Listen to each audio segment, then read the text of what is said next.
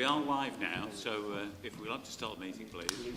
I'd like to welcome councillors and viewers to this meeting of the Communities and Environment Committee. We had 65 live viewers at the last CE meeting, and hopefully you're all back here again tonight. We've got quite a hefty agenda, but we have to vacate this room by 9 p.m. So I hope councillors will keep questions and statements short and to the point, and avoid repetitions, please. Thank you. The speakers are on permanently, so you don't need to touch them, and apparently you're not supposed to touch them. So that is that. The microphones in the chair. The microphones, I beg your pardon, yeah. So first item is apologies, please, Jason.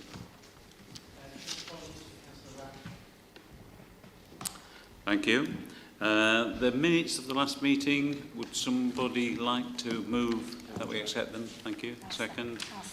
Voting is by hand. So if you can all vote for, please. Anybody against? Abstentions? No? Thank you.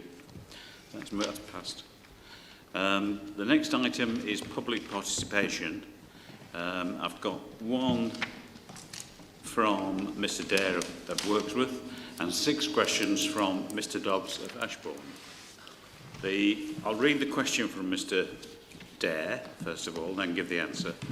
The question is, whilst it is acknowledged that mechanical road sweeping is not possible where vehicles are parked at the side of the road, often this results in litter and detritus being left behind.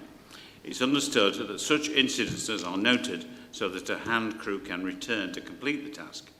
In my experience, this never happens. Please can this commence in future? The street cleaning schedule has been severely constrained by a lack of finance, but this has led to an inadequate service for a town such as Wirksworth. When can our residents expect an improvement? The response is, the Clean and Green Manager acknowledges the issue raised. However, the sweeping teams do not have the capacity to return to an area if cars are parked on the day of visit. It is recommended that any requests for service are put through our online portal or by calling the Town Hall. That way we can get the relevant team out to address the issue and problem areas are recorded. We're in the process of a Clean and Green review to improve the service that we provide, so our sweeping schedules will no doubt be looked at for improvement. I would say we've got 6 questions from Mr Dobbs, so I'll read and a statement. So the statement is, I welcome the inclusion of this updating report as agreed in April 2021. However, it has not provided the answers to the following questions, and I would be grateful if answers could be provided. So question 1 is, has any apportionment exercise been carried out or scheduled in order to produce a quantification of source contributions to the NOx levels on Buxton Road and St John Street, Ashbourne?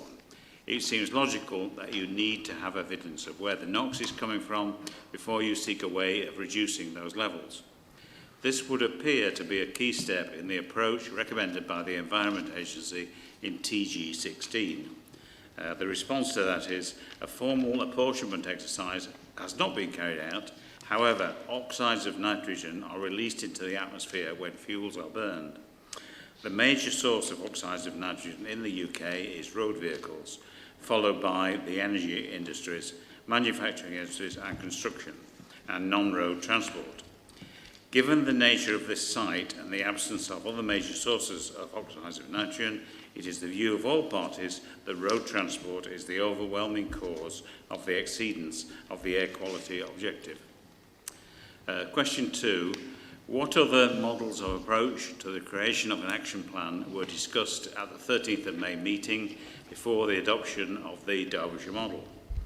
And the answer is, the general approach to the development of an air quality action plan is set out in Chapter 2 of the Local Air Quality Management Technical Guidance document TG 16. The approach previously used in Derbyshire follows the approach set out in TG 16 and is therefore the standard model in use across the country.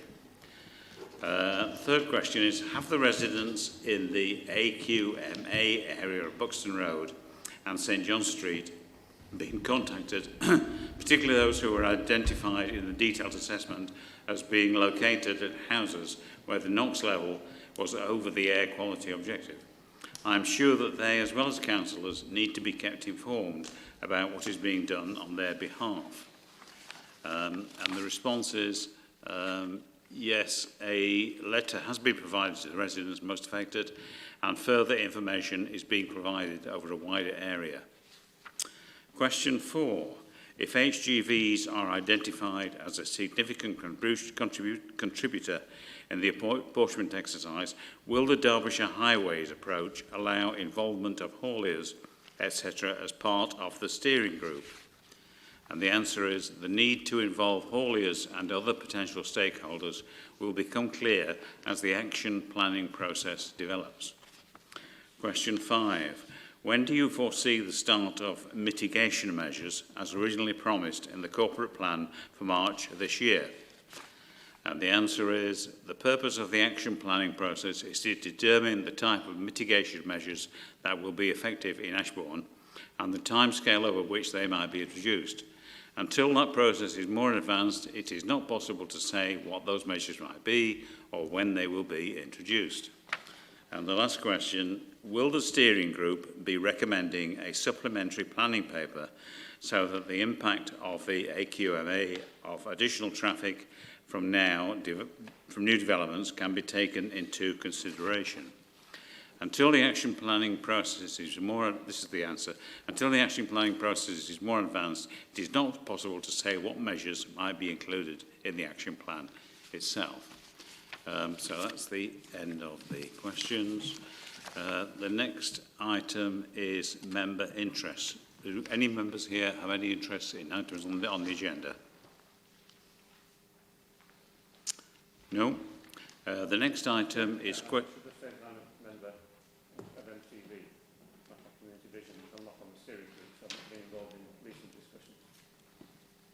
Okay, yeah, that's fine, thank you.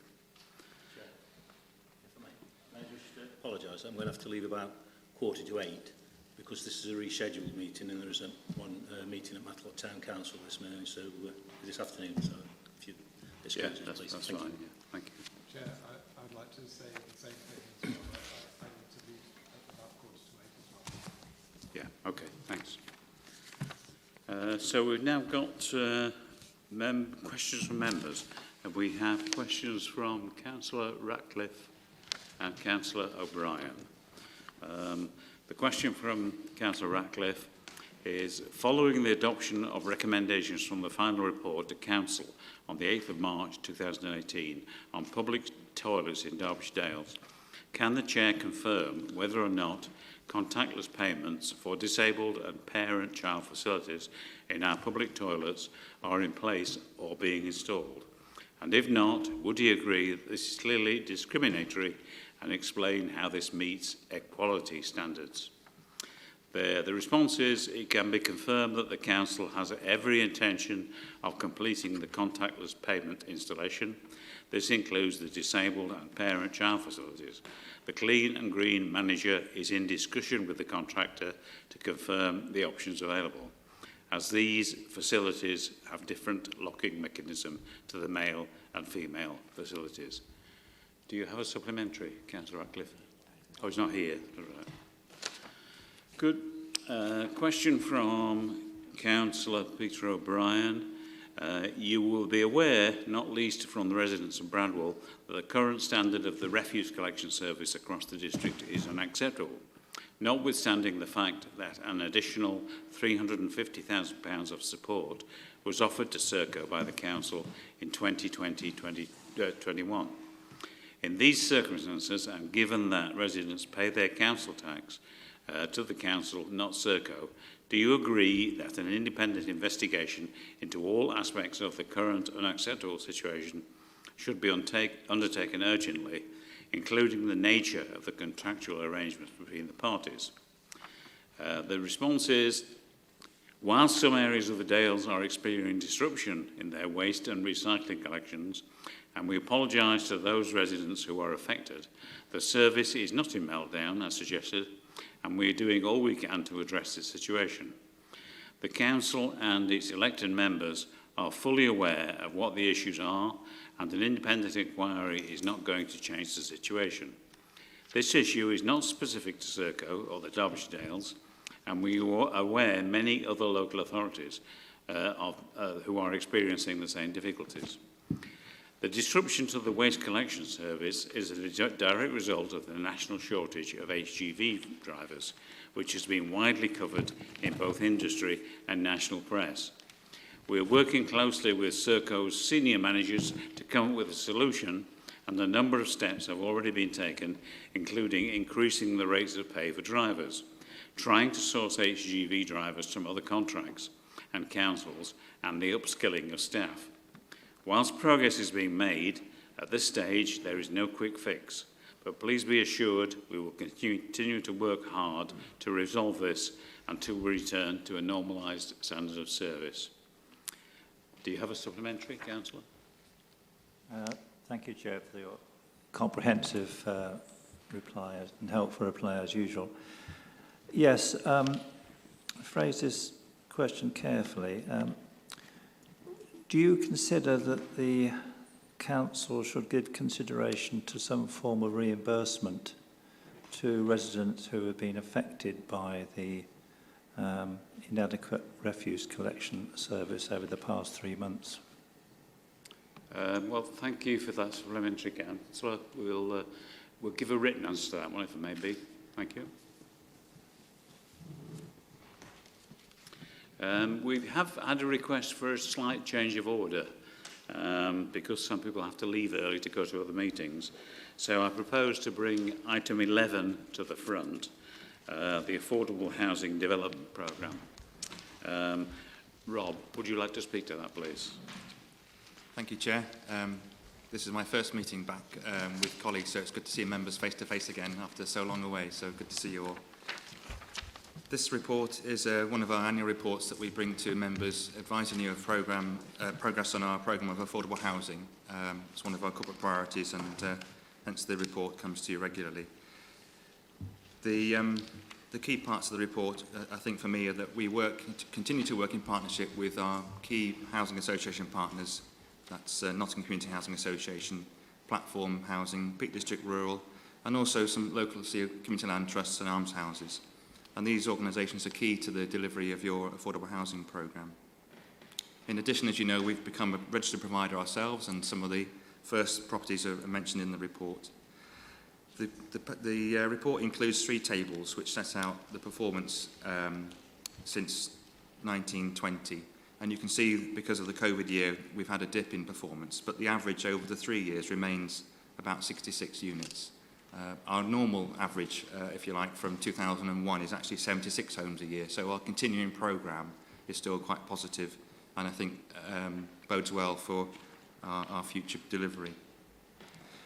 The programme in 21-22 is a mixture of Section 106 homes, of which there are 17, and the remaining balance are new provision built by housing association partners, albeit there are 5 in Moneyash which we're looking to take on from an existing housing association and modernise those properties.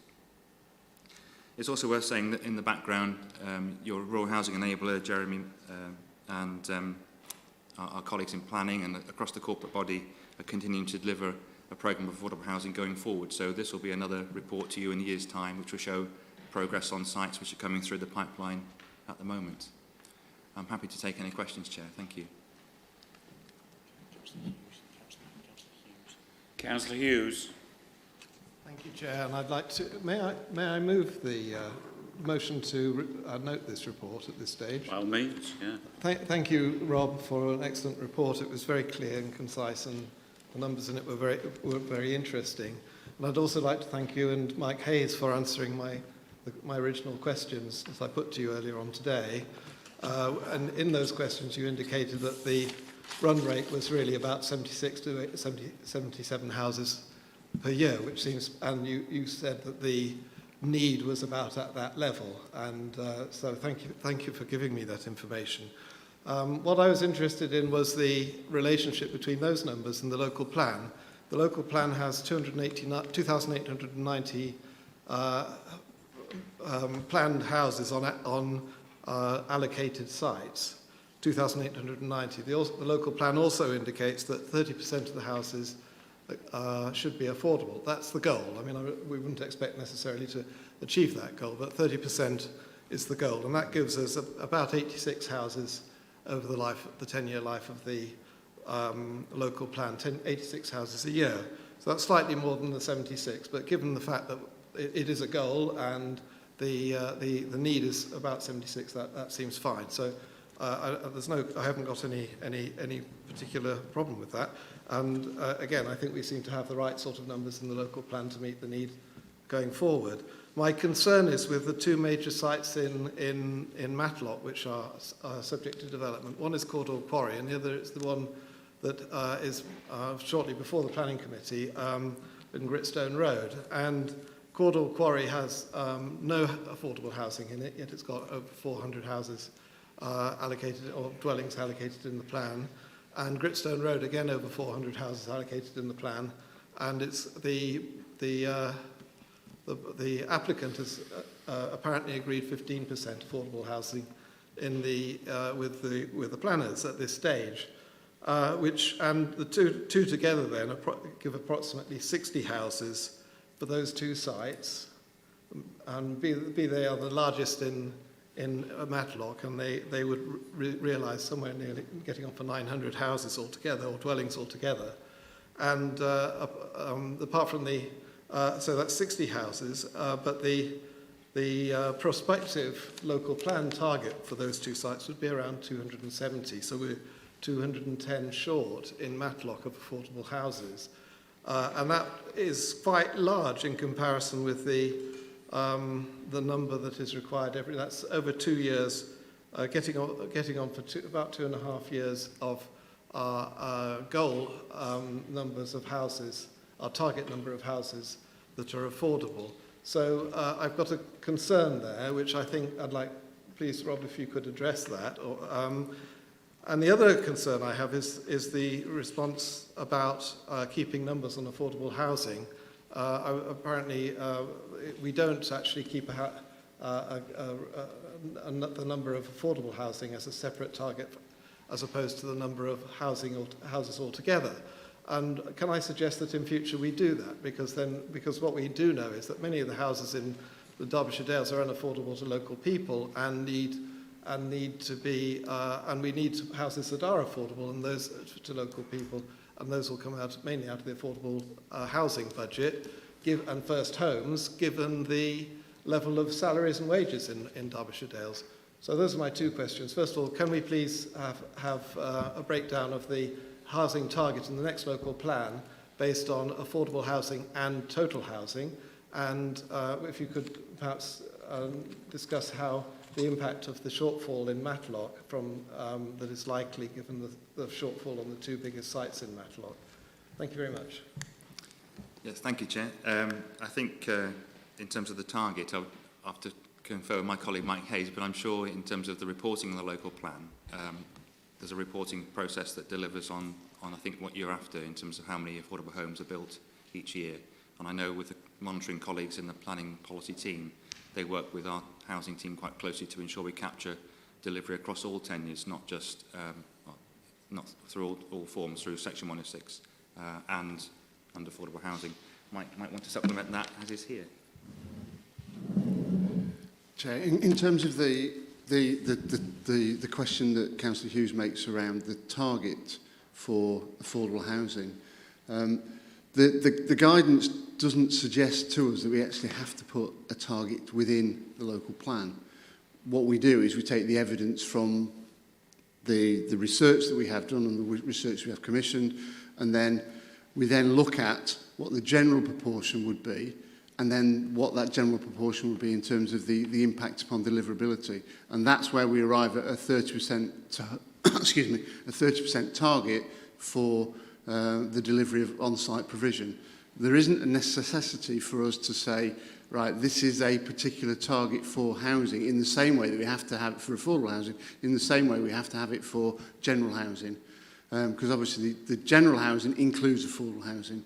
What we do is we sort of say, right, okay, what is the general levels that we have to we're trying to provide for, and that's what you've had provided for you today. I think in terms of the first question around the delivery of affordable housing across the two largest sites in Matlock you've mentioned, in terms of my wider goal for the housing programme is to deliver across all sites, not just Section 106 sites. And there are numerous sites in Matlock and the surrounding villages and towns where we've demonstrated delivery. So it's difficult because I think some market sites obviously have constraints and issues with them that need the developer to do certain things to them. And there's only so much value in a site that you can use to cross-subsidise those remediation works or meeting design requirements, that kind of thing. So where you have to give on that, that can be on other issues that would come from that development normally, such as affordable housing. So you could be in a situation where you press and press and press for an affordable housing delivery, and in the end you scupper the site completely because there's not enough value in the whole of the site to deliver everything you want. And that's a burden I think every local planning authority will have to deliver on, because there's only so much money in a site that will fund everything you want to do, and at some point something's going to have to give. So I'm sure there's a more technical answer, but I think in terms of the broad gist of it, that's about the right thing to say, I think. Councillor Burfoot. Thank you, Chair. Yeah, I've got two questions. First of all, on the table on 2.1, it says Matlock Dimple Road. Well, I think that should be corrected to the correct address, in fact, which is Barn Close, Megdale, Matlock. It's not Dimple Road. It's not even off Dimple Road, so I think it needs to be, in order to be clear, you need to describe it as Barn Close, Megdale. Secondly, in previous reports, we've heard about this so-called Nottingham Community Housing Association YMCA-sponsored development of flats. Is that now permanently deleted from our discussions? So there was obviously a need for flats in this area, in the central area of the Dales, and for disabled accommodation as well. But if that's now off the agenda, then obviously we'll have to look for somewhere else, I suppose, to fulfil the need, as you would probably earmark it. Yes, thank you, Councillor Buffett. I think I know you've corrected me before on that Matlock site, so apologies. That was the original name we gave to the scheme when it was first promoted, so I'll make sure we amend those records. In terms of the development with NCHA and YMCA, that was a rather large scheme that we were pursuing with the landowners, as I advised the Matlock members by email, decided not to go with the opportunity that was presented to them. It was very unfortunate because it was a big scheme and a lot of the partners involved put a lot of time and effort into taking that scheme up, but the landowner, through their due diligence, decided not to proceed. So it was a rather large scheme in terms of the type of provision. It wasn't necessarily just about flats, it was about young people and providing them with a foyer type model, which is a housing and employment model. It's likely that model will probably be delivered somewhere else now in Derbyshire, maybe not in the Dales. So in terms of that scheme itself, I'm not too concerned that we're not delivering it, but I'm sure it happened somewhere else in the county. Councillor O'Brien. I just wanted to make a brief comment on the excellent points that Councillor Hughes make. Just to say, bear in mind that the figures in tables 2.1 and 2.3 include affordable homes built in the National Park. And if you deduct those quite significant numbers, there were, 30, there were 40 this year, and was it 16 last year, so a significant proportion of those homes were built in the National Park, so perhaps the picture isn't quite as rosy as may at first appear in the remainder of the district.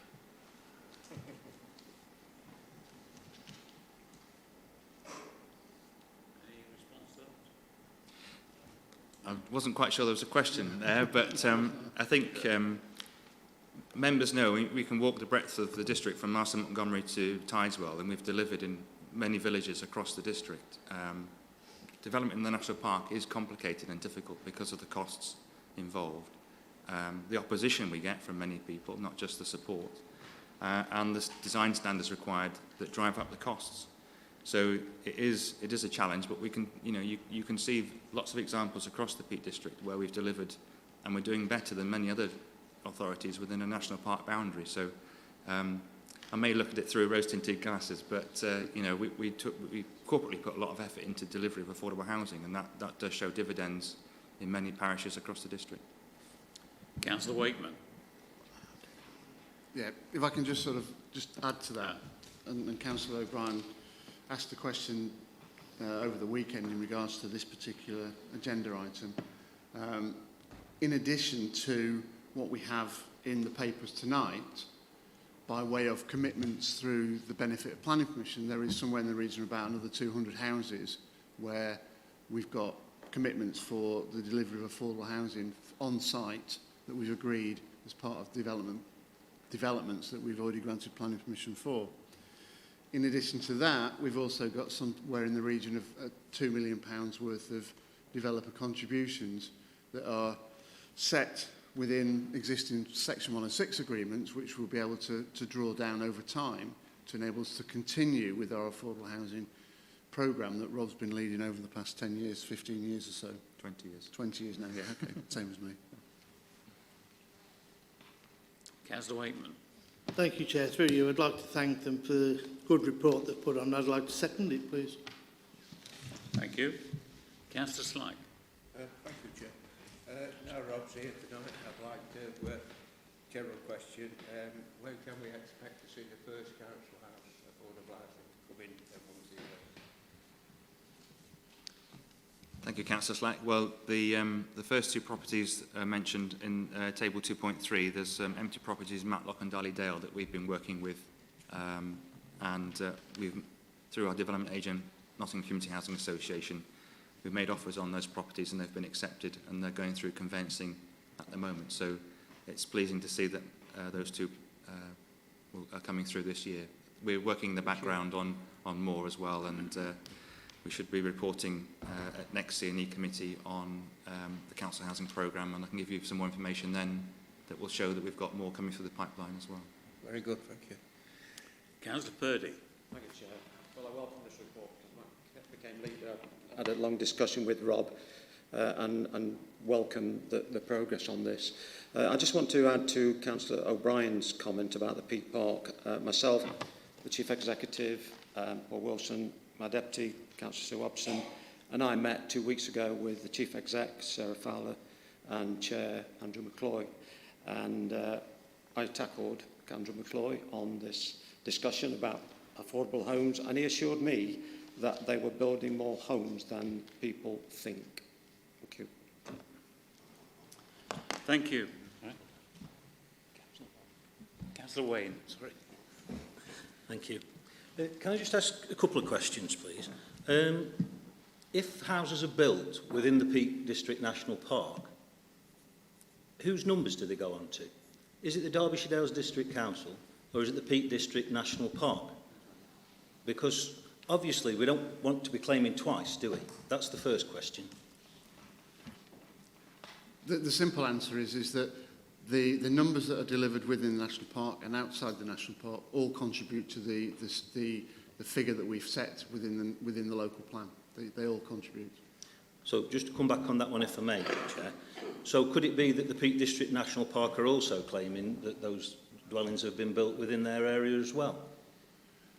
They can claim that they've been built within their area, but they don't have a target that they have to contribute towards. That target is set within our own local plan. So anything that's delivered within the national park contributes to the overall target that we have for Derbyshire Dales, and that's the one we have in the local plan. Thank you. The next one is, I've spoke to Mr Coggins about this before, but who decides what is affordable? Because to the young people and the people starting off in life around here, affordable, what the developers said, isn't affordable to what people on the income that's around this area can afford. So who decides what is affordable, please? How long have we got?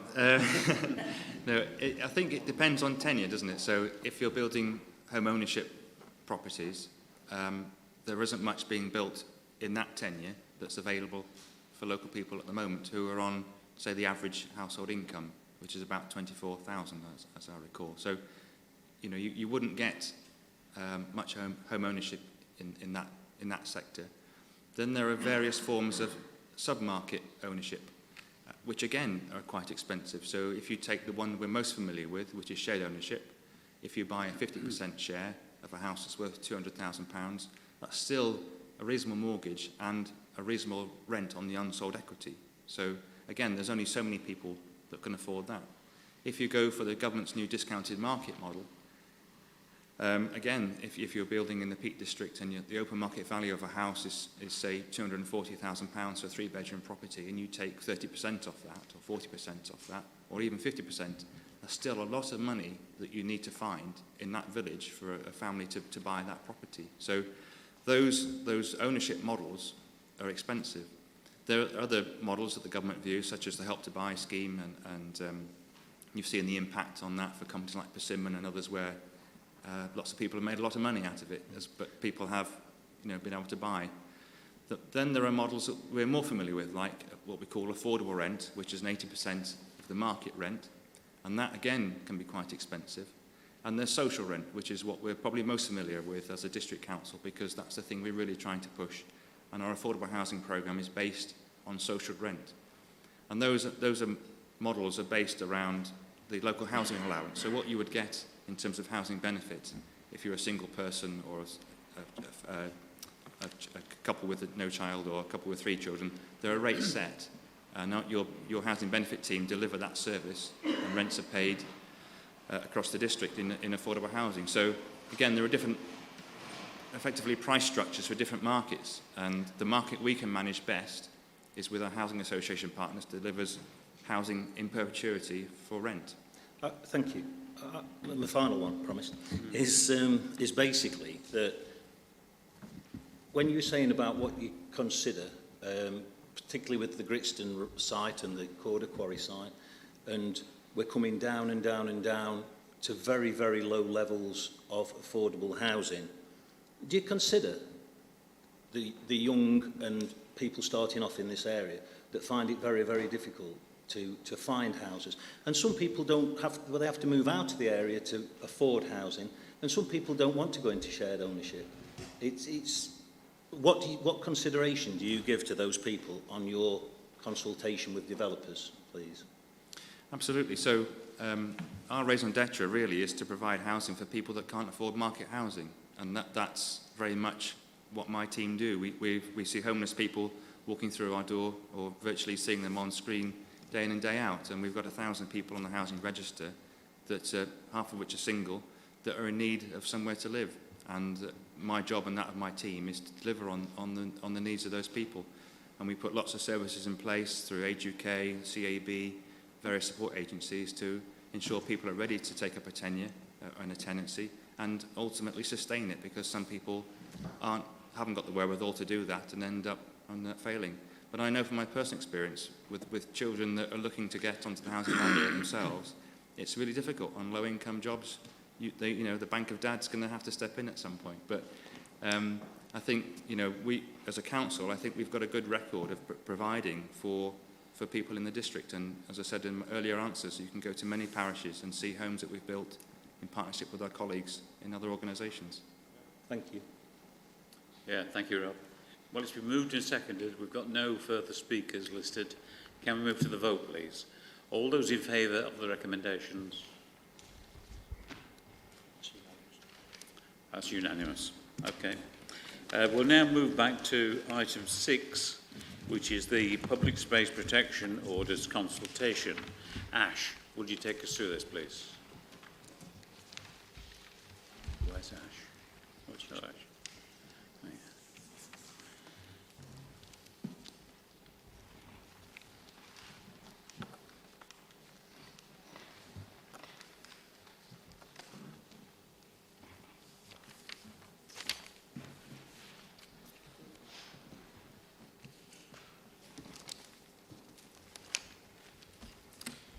Thank you, Chair. Good evening, members. I don't intend to go into the detail of the report this evening, but I would like to just work our way through the recommendations that are highlighted in the report. The first point I want to make is that we are recommending a 6-week consultation period. If there are no adjustments made to the orders, then this consultation can start from Monday the 12th, which would take us up to the 22nd of August. Because of the delays in this meeting, it actually means that there will be a gap between the new PSPOs coming into play and the current ones ending. We're hoping that we will be able to bring the results of the consultation to the earliest C&E meeting following its completion, which would be the November date for the Community Environment Committee. In terms of the next recommendation, it's regarding the dog control measures, and they are outlined as in 4.6 of the report, which essentially is excluding those measures from cemeteries and churchyards and ensuring that dogs are retained on leads. Recommendation regarding the control of alcohol is as outlined in 4.7 and is self-explanatory, as is the next recommendation regarding no parking restrictions, which is outlined in 4.8 of the report. Which brings me on to the next one, which is fires and barbecues, which is most likely to be the cause for debate this evening, Chair. And I'd like to explain the recommendation for this, please. And that is that the officer recommendation to remove fires and barbecues is in the order for 2 reasons. One, as members will recall, we had the engagement session with our partners from the Derbyshire Fire and Rescue Service and the police, and both agencies made it abundantly clear that they feel that there is little evidence to retain the order in terms of barbecues and open fires, and therefore they do not support the continuation of its inclusion. The second point is also clear in the report and was made clear to members that evening, is that none of the organisations in the partnership have the capacity to police or enforce it. We do, however, understand and respect that some members have opposition to this stance, but it would be remiss of us as officers to make such a recommendation, knowing full well that there is no support across the partnership for its inclusion, and also in setting an expectation, knowing that we have no capacity to police or enforce it. We do, however, accept that this is a sensitive issue, so we've given members an option in the recommendations to propose an alternative recommendation. All I would say is that if you wish to do this, I must stress that any alternative must acknowledge that there is no capacity in any of the organisations in the partnership to either police or enforce the introduction. And finally, just to reiterate that first point, we will be coming back, this is consultation that we're talking about, we will be coming back to this committee most likely in November, outlining the results of that work. Thank you, Chair. Councillor O'Brien. Thank you, Chair. I'd like to ask a number of questions, and following that to move a proposal, or partially move the recommendations given the options and recommendation 5. I've got a number of questions, Chair. There's quite a few of them, but they have yes or no answers, and I did submit some questions on the 17th of June in advance, but I've had no response to them yet. So my questions are, the dog fouling on land element of the current PSPO covers all land in the district to which the public have access, irrespective of who owns it. Can you confirm whether this element is proposed to be retained in the new PSPO, or is it to be restricted just to those areas identified in Appendix 2? If the latter, could you tell me on what evidence this is based on? It will be included, as it is now, in all accessible land. I ask that question because Appendix 2 does not refer to that particular dog fouling on land element and gives the impression that that will be excluded from the new PSPO. However, I shall move on. Can you confirm that since the current PSPO was introduced in 2018, no fixed penalty notice fines have been issued, and therefore that order is principally used as a deterrent? The third question is, can you tell me if the Council has received any written correspondence from Derbyshire Police expressing a view that barbecues or fires are not a significant issue in the Derbyshire Dales? Next question is, can you tell me if the Council has received any written correspondence from the Derbyshire Fire and Rescue Service expressing a view on whether barbecues or open fires are a significant issue in the Derbyshire Dales? And my last question is, in view of the fact that 83 outdoor wildfires were attended to by the Derbyshire Fire and Rescue Service in the Derbyshire Dales in 2020, of which 21, which is on average one every 2.5 weeks, specifically mentioned barbecue in the report, can you tell me whether it is your professional opinion that barbecues or open fires are not a significant issue in the Derbyshire Dales? And after responding to those questions, I'd like to move a proposal, Chair. So in terms of FPNs being issued, we haven't had any FPNs issued since 2018, so it is in an advisory capacity at this time. Do you want to respond, Bob, please? Yeah, I'll come in, Chair, if I may, in terms of the police. Members and officers have heard directly from the police on their stance on PSPOs, and I owe Councillor O'Brien an apology because I haven't come back onto each of his questions that he sent through last month. We have, however, pursued some of the points that was raised, and that was asking to see if we had a response from the police from a senior position. I believe you actually asked for the Chief Constable. We haven't got the Chief Constable, but what I have had is a conversation with Chief Superintendent for the North Division for Derbyshire. That's Hayley Barnett, and she reaffirms the position that was given to members at the engagement session that we held virtually in January. That position on the police has not changed. Thank you. In terms of your next question, was that to do with the significant issue from the fire service? Sorry, there was quite a few. Was that the right one? My question is, have you received any written correspondence from the Fire and Rescue Service expressing a view on whether barbecues are a significant issue in the Derbyshire Dales? The information was circulated at the member engagement session in January from the fire service, that they didn't feel that there was a significant issue. That was statistics. That did not express a view. My question is, did you receive any written correspondence expressing a view as opposed to the statistics? Well, they did give statistics, Councillor O'Brien, but they also gave a clear view, and it was one that was opposed by some members, including yourself. Other members who were present will recall that view. I think their view was very clear that evening. But there's been no written correspondence from them? No, you heard it firsthand. Sorry, and then in terms of the last question, was this with regards to the number of fires?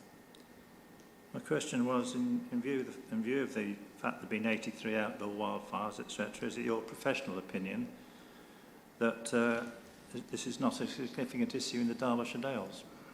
Yeah, that is my professional opinion, yes. In terms of the locations that were covered, there was only Stanton Moor. That was an area that would have been covered by a PSPO if one was introduced. All of the other areas were in private land or other accessible areas that we wouldn't have any control over.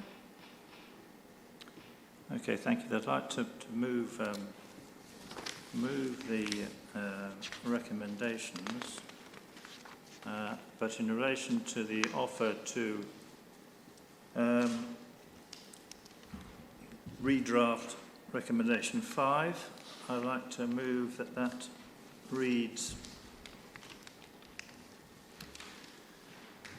that the consultation proposals include for barbecues, open fires and other related activities to be prohibited under the Council's Public Space Protection Order within that part of the district within the Peak District National Park and in other areas and location in the district considered to be vulnerable to the environmentally damaging effects of barbecues and wildfires.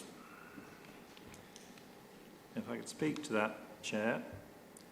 At previous meetings, we've heard of the devastating environmental impact of moorland fires and how the causes of these are frequently linked to the irresponsible use of disposable barbecues and open fires. We've heard from an individual officer from Derbyshire Police that he has not seen any evidence that barbecues and fires are a significant issue. A statement has never been corroborated in writing, and that was made before he had heard or seen the evidence prepared by his colleague from the Fire and Rescue Service, as the latter only arrived 5 minutes before the end of the meeting. Since that informal meeting, I have a letter dated the 26th of February 2021 from the head of fire prevention at the service, here, in which he states, "I would like to reiterate our commitment to fully supporting the public spaces protection orders throughout Derbyshire. The last few years have seen a significant increase in moorland fires, which cause alarming damage to our moorlands, taking years to recover. The Fire and Rescue Service have also confirmed that the number of outdoor fires in the district in 2020, more than 1 in every 5 days, was the highest on record and double the 5-year average. They say that the way such fires are reported on their systems means the numbers attributable to barbecuers are likely to be far higher than the figures suggest, and that whilst they are committed to a partnership approach involving education and information, they believe a legal backup is important. It is for this reason that they fully supported the recent PSPO in the High Peak part of the National Park, as did the Chief Constable of Derbyshire Police." Finally, Chair, we hear a lot about enforcement and stretched resources. The objective of a public spaces protection order is not to issue fixed penalty notices. It is to provide a legal deterrent to people. This is the basis of much of the legal framework in the UK. In other words, it is about prevention, not punishment. A PSPO, as proposed in my proposal, put forward in my proposal, is not a complete answer in itself, but it is part of a package of measures designed to help prevent the irreversible environmental damage caused by barbecues and wildfires. The same package that has been enthusiastically welcomed by our partners in the fire service, the police and the National Park in the High Peak. I commend the proposal to the meeting. Thank you, Councillor. So I take it that you are moving all the items, but with an amendment to item 5. Is that correct? That's correct, sir. We're invited to choose a form of words in recommendation 5, and I've put forward a form of words. So we have an amendment to item 5. Chair, I think it would be beneficial for the meeting if Councillor O'Brien reread his proposal for recommendation 5, because I certainly didn't get it written down. You read it quite quickly, so if you could do it a bit slower, then I'll be able to understand what you've said. Thank you for that, James. I'm sat here not knowing what we're going to vote for. So, have you produced any written amendment, Councillor O'Brien? And if I may, through the chair, just add 1 or 2 points here. We seem to have conflicting evidence now. We've been searching for evidence from the fire service through the chief executive first writing to the fire service when this PSPO situation arose. I would remind members of 1.3, the order must stand up to potential legal challenge, be reasonable and proportionate. There must be an element of evidence with proven detrimental effect to an area. Any introduction should not knowingly cause displacement of behaviour. Chair, I've been at two separate community safety meetings, Derbyshire Dales and the county community safety meetings. At both those meetings, this issue was raised, and on both occasions, the fire service gave the same answer that you've been given tonight and previous, of no evidence, and the same answer from the police officer present, Inspector Troop, that they haven't got any resources to commit to and will not enforce. So there's overwhelming contribution from the fire service and the police service with what's been put to members. The fire service say that they have no evidence for Derbyshire Dales. Police say they will not enforce it. So if we do have a PSPO that's put out, we stand to lose out to point 1.3. So I certainly would like to see something written, Chair, as to what Councillor O'Brien's proposing, because I think the committee here need to be fully aware of what they're voting on. But I'm starting to wonder now, Chair, if I may say, that with this seemingly conflict of evidence that Councillor O'Brien has just suddenly put on the table, ostensibly is it a letter from the police, given a different point of view? And that worries me as far as us making a decision this evening. And I'm starting to think, Chair, we perhaps should defer this item to get down to the bottom of this matter. I'd seek advice from James, please.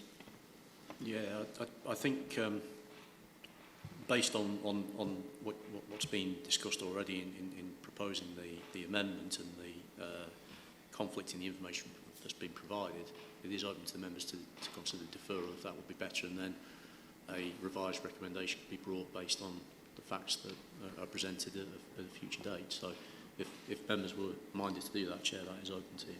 Yeah, I'd like to second the deferral, Chair, please, if I may. Okay. Amendment is being proposed. Shouldn't we be voting? How can we take another amendment which is to defer? We can't, can we? So we need to go back and debate that amendment and vote on that amendment first, haven't we? So you have an amendment that's been proposed. It hasn't been seconded. So it can't be debated until it's seconded. I think the Chair did seek a seconder. Councillor Purdy raised a point of order, and then as part of that we've now got advice was requested in terms of deferral, which has been provided now. We seemingly have a proposal on the table to defer. So things have moved rather rapidly in the last 2 minutes. What I would suggest, Chair, is that you seek a view from members as to whether someone wishes to second the proposal that came from Councillor O'Brien, because at that point that should have come whilst Councillor Purdy made his speech. It was made as a point of order, not as a formal contribution to debate on the proposed amendment. Yeah, correct. So, Councillor O'Brien, would you like to read out your amendment again, please, so we all understand it? Thank you, Chair. Well, you'll see that recommendation 5 invites us to determine the scope of a proposal for barbecues, fires to be included in the draft PSPO. So I take that as read in the recommendation 5, such that the proposal would include for barbecues, open fires and other related activities to be prohibited under the Council's Public Space Protection Order within that part of the district, within the Peak District National Park, and in other areas and locations in the district considered to be vulnerable to the environmentally damaging effects of barbecues and wildfires. Is that a valid amendment, James? Yes, that's fine. Is there a second for that? Yeah, we have a second. Okay. It has been moved and seconded, so we'll all vote now. It needs to be debated, Chair. Oh, sorry, yes. We need to debate it first. Councillor Wakeman. Chair, can I ask the officers, if this was to go through that Peter O'Brien's putting through, how will it affect the other orders? Obviously, because that will be non-enforceable. Will it make all the others non-enforceable? No, not at all, thank you. No, not at all.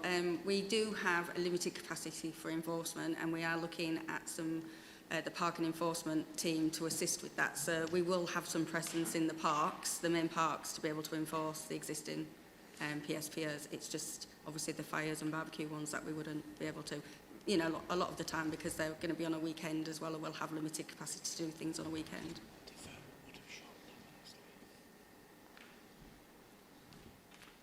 Councillor Paul.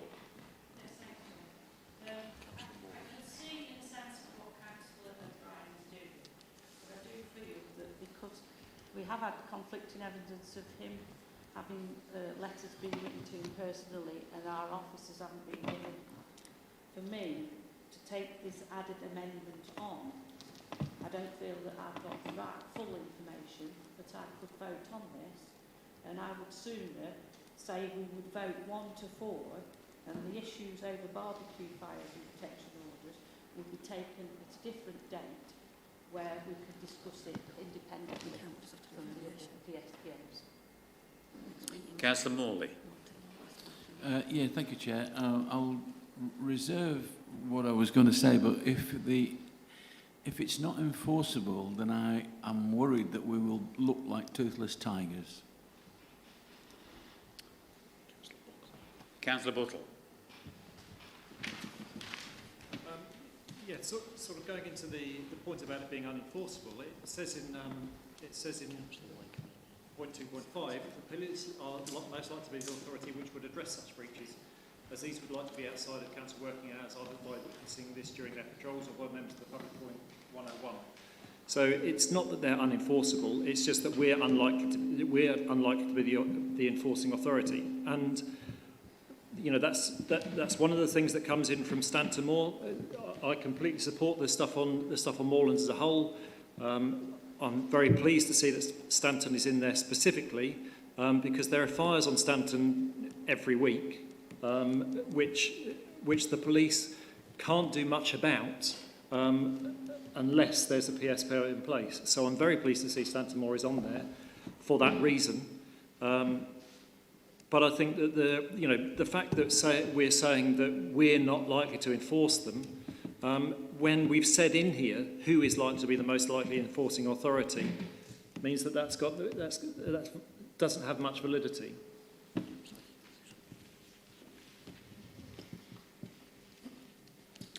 Councillor Wakeman.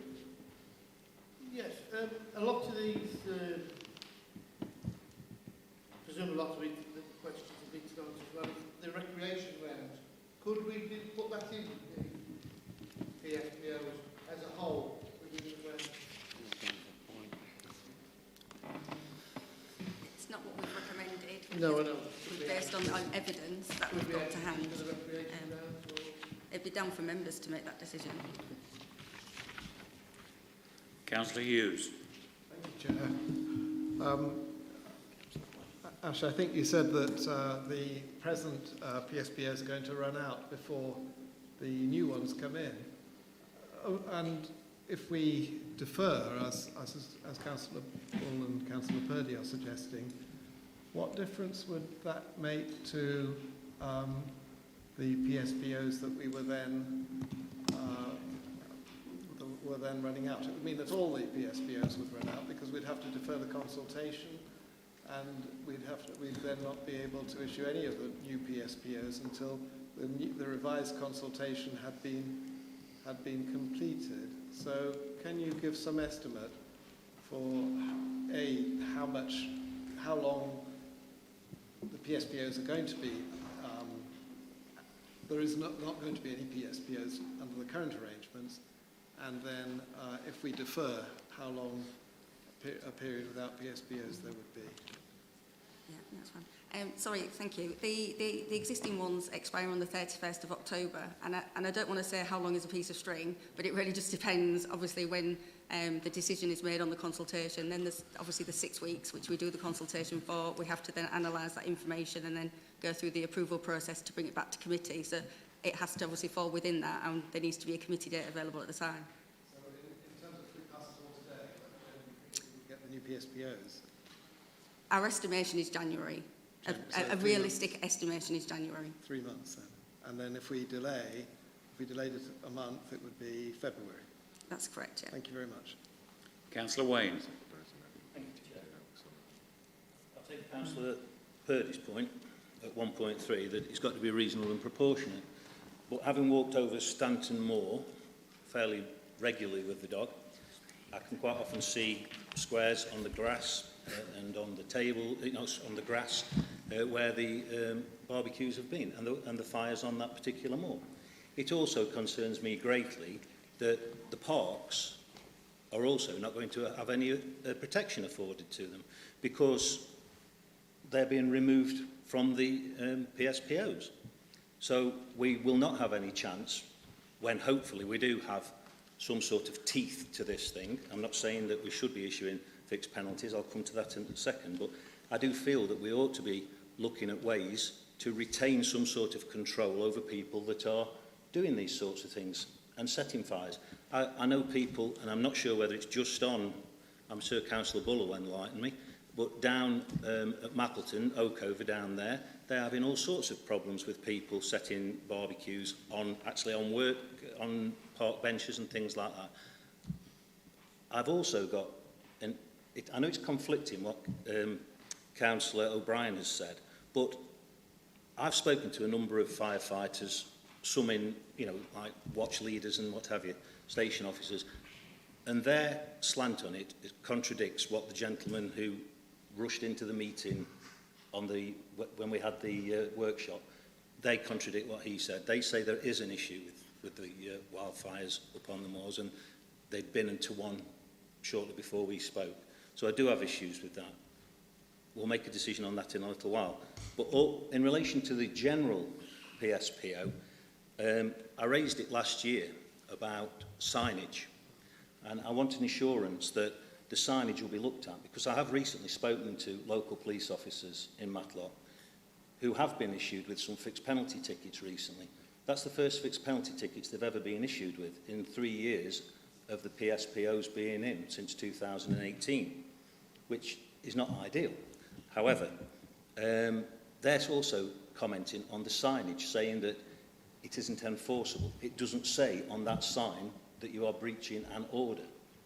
I've been down to the, across to Norfolk and also down to Leicestershire and seen these signs, and they actually do say that. So I would like some sort of assurance that you will look into that, and that will be, you know, the actual legislation will have some bite to it, and we'll be able to stand up in a court if we issue a fixed penalty notice, and, you know, we'll be able to not look stupid because we haven't got a robust procedure.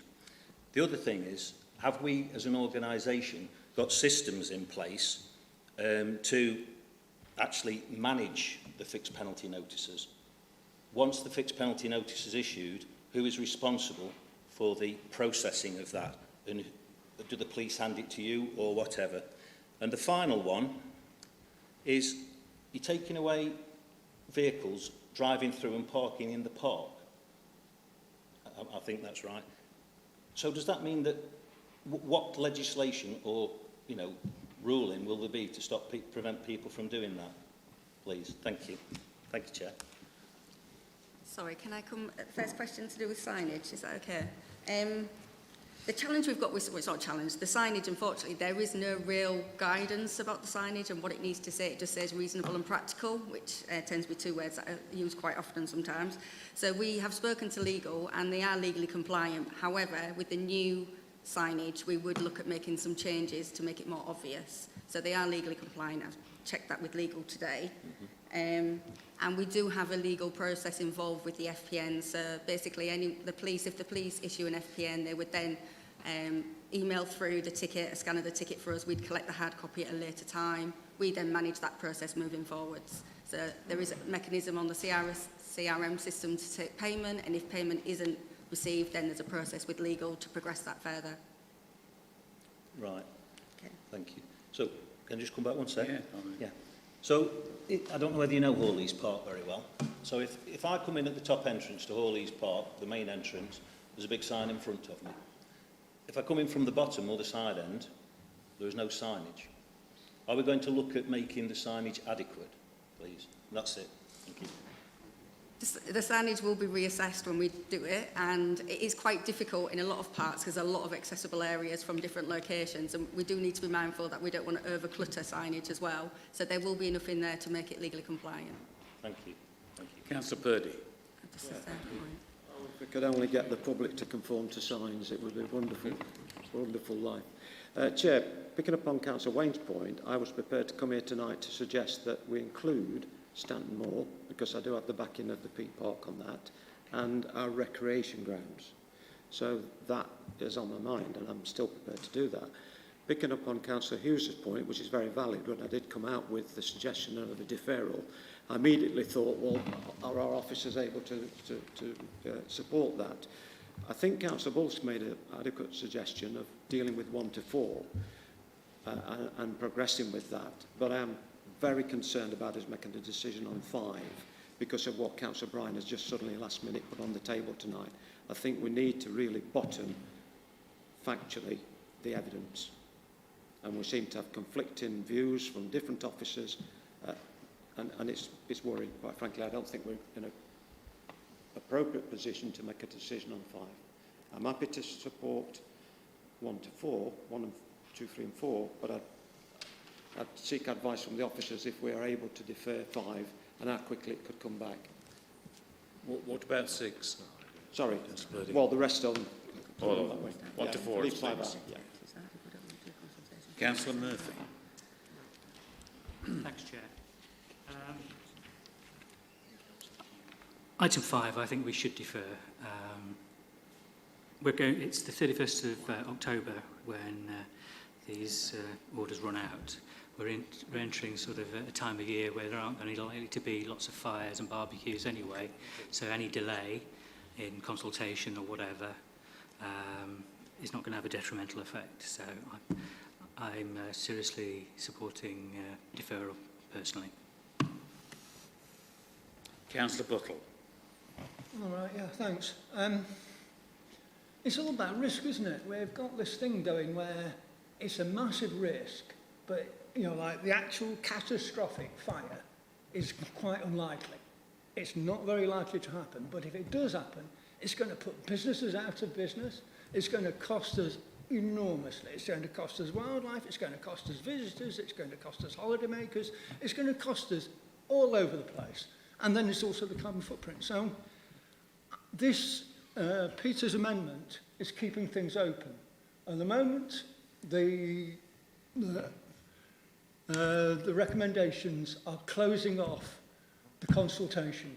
And if we accept Peter's amendment, then it's keeping things open. We can keep thinking, we can keep finding out, we can keep researching, we can look into risk, we can ring David Spiegelhalter and ask him about, you know, like the appropriate method to compare risks.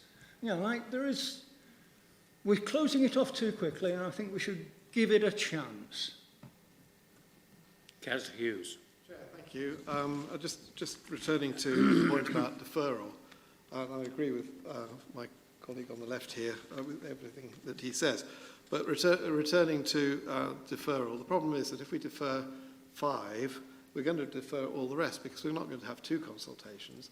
So we're going to have to defer the whole consultation, which means we defer all the dog control orders as well, which I'm sure we're all in favour of the dog control orders. So, and now, just coming back to Councillor Purdy, you said that Chair, can I well, can I just remind members we are debating amendment. Yes, and I want to know how Councillor Purdy's view is different from Councillor O'Brien's view, because Councillor Purdy said that he was going to support orders on Stanton Moor, and I think Councillor O'Brien is making a broader statement, and that's all he's doing. He's making a broader statement on the same basis. So, Chair, could I ask through you if Councillor Purdy could come back and indicate how his proposal is different from Councillor O'Brien's? Well, we could do that, but we need to vote on the amendment first.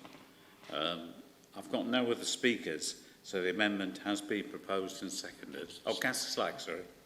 Thank you, Chair. Yeah, I agree with Neil. Councillor O'Brien's amendment would strengthen it. It's very easy to say no such things have happened so far and so on and so forth, but if you've got everything in place and nothing happens, that's good. But if it does happen and you haven't things in place, that's bad. So I think we should go along with Peter's amendment, Chair. Councillor Sutton. I'd like to support the referral from Councillor Purdy. We are debating the amendment at the moment. We'll come to the deferral later. Okay. Chair, if I may come back in support of my proposal, which I think I'm entitled to do. Yes, indeed. Yeah. The letter from the fire service was from Clive Stanbrook, who is the head of the prevention department, for your information, dated the 26th of February. What I would say is that the success of a public space protection order is not measured in terms of the number of fines or fixed penalty notices that are issued. It's measured in terms of whether it prevents the outcomes that are prohibited. And in that sense, it's a deterrent. The fact that it's enacted means that it deters people from having barbecues, and it's part of a package, as the fire service have made clear. Therefore, the fact that we don't have the resources to enforce by going around and fining people in no way detracts from the benefits of a public spaces protection order as a deterrent. Those of you who say that we need to get a view from the fire service and the police service, when we consult on the PSPO, as I propose, we will get a definitive response from the fire service and a definitive response from the police service. So we will be in no doubt whatsoever as to whether they support or don't support the proposal that I put forward.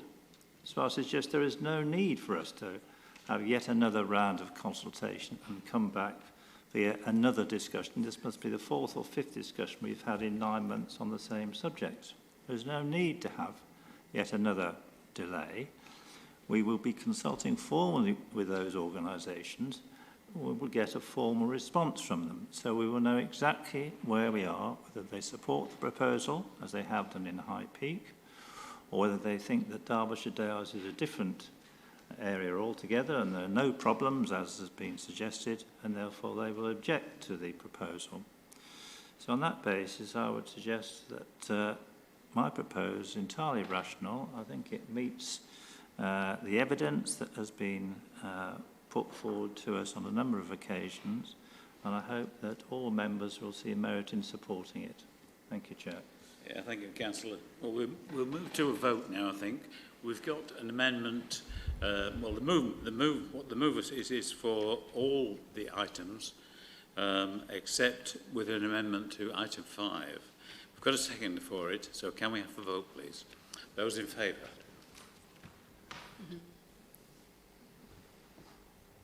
Excuse me, Chair. Can you read out what we're voting on? We're voting on your amendment. Councillor O'Brien. Okay.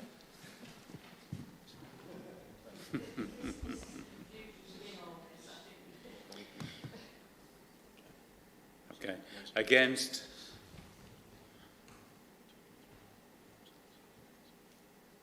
No abstentions, sorry, but that's lost. No abstentions? No, no abstentions. So that vote is lost. So we'll now debate Councillor Purdy's suggestion of deferral. Yeah?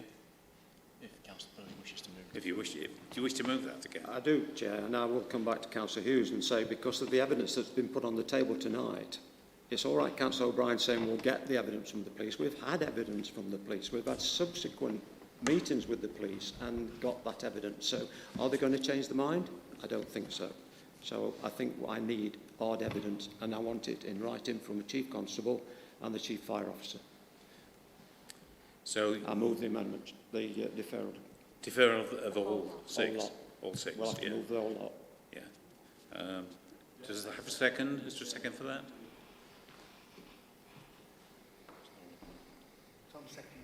Oh, right, Councillor Wakeman. So we'll debate this one now then. Deferral. Councillor Buttle.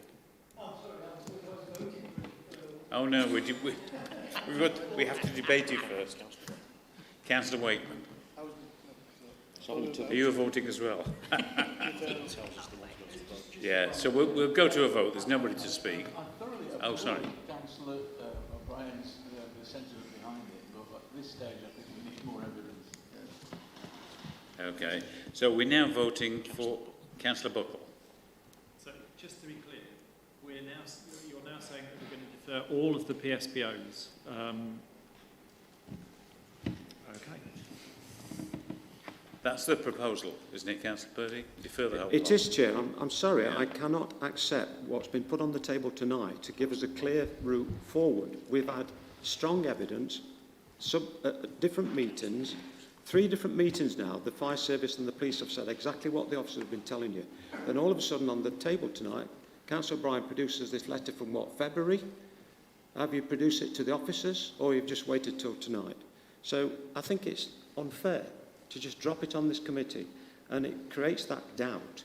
And I don't think it's right for any committee to move forward and make a decision when there's doubt. That's where I'm coming from, Chair. Councillor Wayne. Councillor Wayne.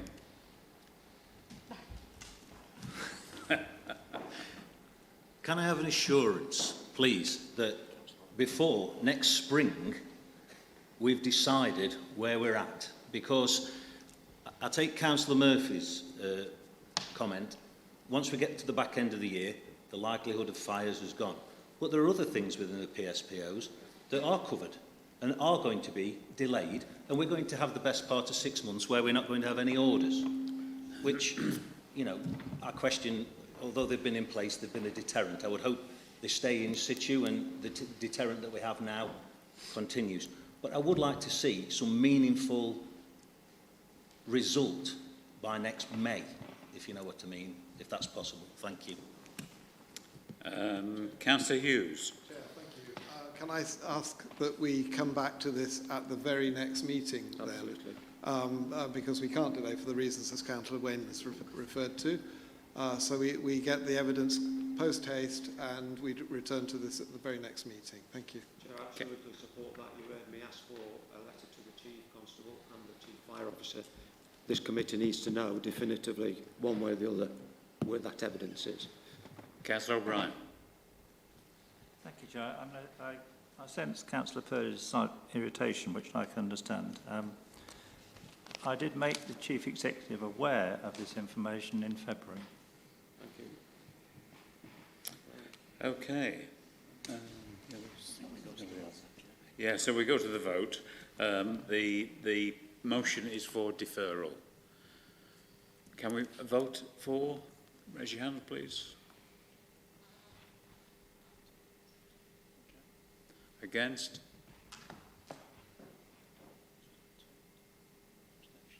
Abstentions? So that's carried. The motion is deferred. The item is deferred. So next item is item 7, the Lander Bakewell Road. Giles, would you like to take us through this, please?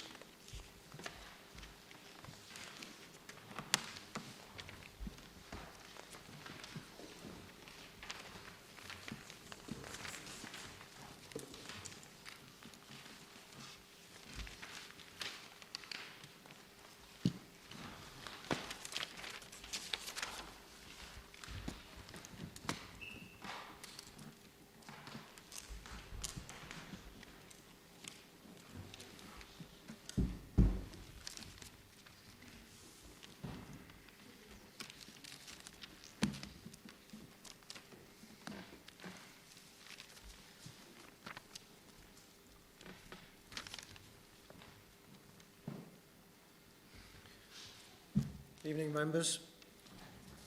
Members will recall that the business case for this scheme was approved at the end of last year. We've made progress in a number of areas, as you'll see in section 2 of the report. We've also had some challenges requiring a change of direction in 2 key areas.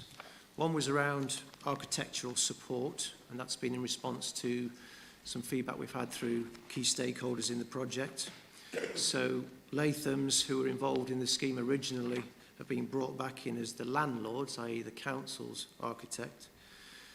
And secondly, the report proposes to retain Lathams for the detailed design. So we're at what's called REBA Stage 3, which is the submission of a planning application, the outline design, the outline cost plan. We propose to retain Lathams for Stage 4, which is the detailed design. The other key changes to the proposed contractor. This was in response to some resilience concerns that we had about the proposals from the operator in terms of the contractor that was proposed to undertake the scheme. So the shell works we now propose to procure as an authority, and the tenant would undertake the fit out of the cinema as proposed in the original business case. I think members, just to draw your attention to that issue further, we've obviously got an important neighbour next to this building in M&S. So we feel that it's important that we have a contractor of the appropriate size to give us things like collateral warranties and assurances that we need to deliver a scheme of this nature and this high profile scheme that's proposed. So obviously those changes have impacted on the scheme, in particular on the timetable, but they have improved the design. We have gone backwards to move forwards, but I think that's been an important step and a valuable step. We've engaged stakeholders on the initial design, and we've improved that design with Latham support. There will be potentially cost implications from the proposals. We're not at that stage yet in terms of the defining those costs, and obviously we'll need to then consider responsibility for cost overruns within that. We aim to have a cost plan, an updated cost plan as part of stage 3 at the end of that process, which we anticipate being around the end of July. In terms of updating the report, in terms of recent updates, you'll see in section 2, I've added the outcome of the recent Community Renewal Fund submission, which has gone forward from the County Council in part, so the capital element hasn't gone forward, but the revenue elements have. The project timescales have been updated in the report as well. And in terms of governance, we've updated the membership of the project board. Councillor Buckler provided some helpful comments in the drafting of the report. And we've added the County Council to that proposed board, which then ensures that we have some coordination over their scheme, which is the improvements to the bus station area and the new shelters and so on, alongside the work that the council and the operator deliver. So tonight we're asking for approval of the recommendations to get us to the stage of a tendered scheme, and hopefully a planning approval in the autumn, and then we would come back to members with an update at that point. So happy to take questions, Chair. Councillor O'Brien. Thank you, Chair. So I had 3 questions. I'd like to come back to make a couple of points later on. First of all, with reference to paragraph 3.7 in the report, can you confirm it's now proposed that the council will be the formal client for the procurement process for the construction of the shell and also for the construction contract? I ask this because of the words "in effect" in that paragraph, as it is either a joint procurement or it isn't, and this has an important bearing on where the risk lies. Second question is it intended that the County Council's part of the project, the alteration to the bus bays, etc., will go ahead prior to the signing of the lease with the cinema operator? And can you confirm that no contract for any construction works for the shell structure will be let before the signing of the lease with the cinema operator? And finally, the governance arrangements make reference to a project manager. Can you tell me how she or he will be recruited, who they will be employed by, and how the post will be funded? Thanks, Councillor O'Brien. Take those in order. So the answer to the first question is yes, the council will be the client for the shell construction as proposed in the report. Second, the question was around whether the County Council would proceed ahead of the scheme. We're in regular consultation with the County Council about the programming of the project. I think they would obviously want to know that the scheme was definitely proceeding before they undertook their works. So that's an ongoing conversation in terms of programming things, so we make sure that one part complements the other. The third question around project management, that would be stage 5 of the project, and the arrangements for that are to be determined, and the fees for that are to be determined as well. the discussion with the operator, which I would say has been very constructive to date, are to determine the best approach to the project management of the scheme. The operator intends to manage the fit out, but in terms of the shell works, the likelihood is that the council would procure a party on its behalf to act as project manager for the shell construction, who would then coordinate things with the operator. Councillor Burfoot. Thank you, Chair.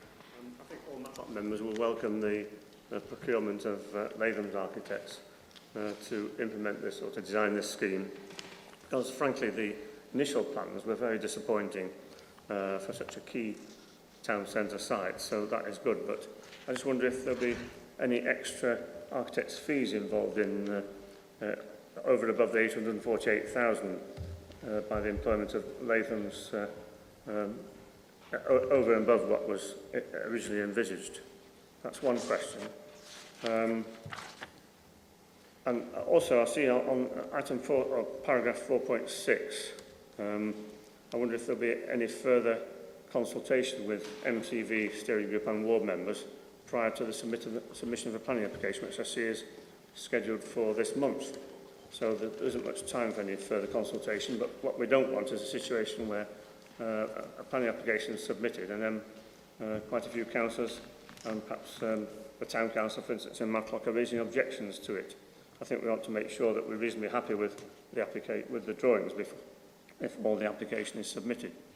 And am I right in thinking, in reply to the previous question from Councillor O'Brien, that the County Council element of this scheme will be implemented concurrently with the building contract, so that we are not left with a paving job after the cinema is open, for instance, which would be rather embarrassing, to be honest.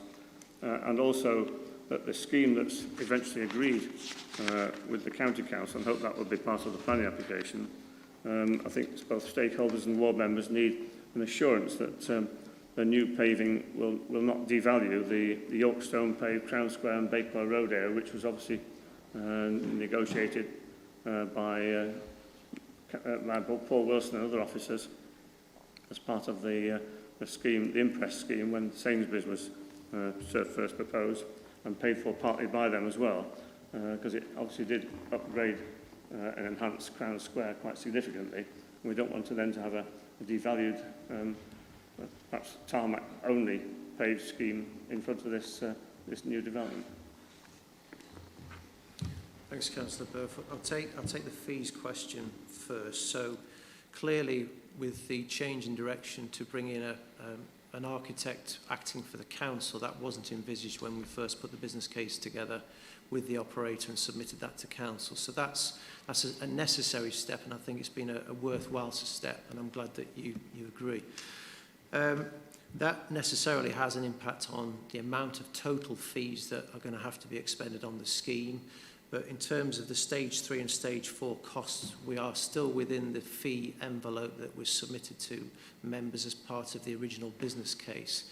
Where there will be an impact is on stage 5 around project management, because we're starting to then go beyond the original fee budget that we anticipated for this scheme.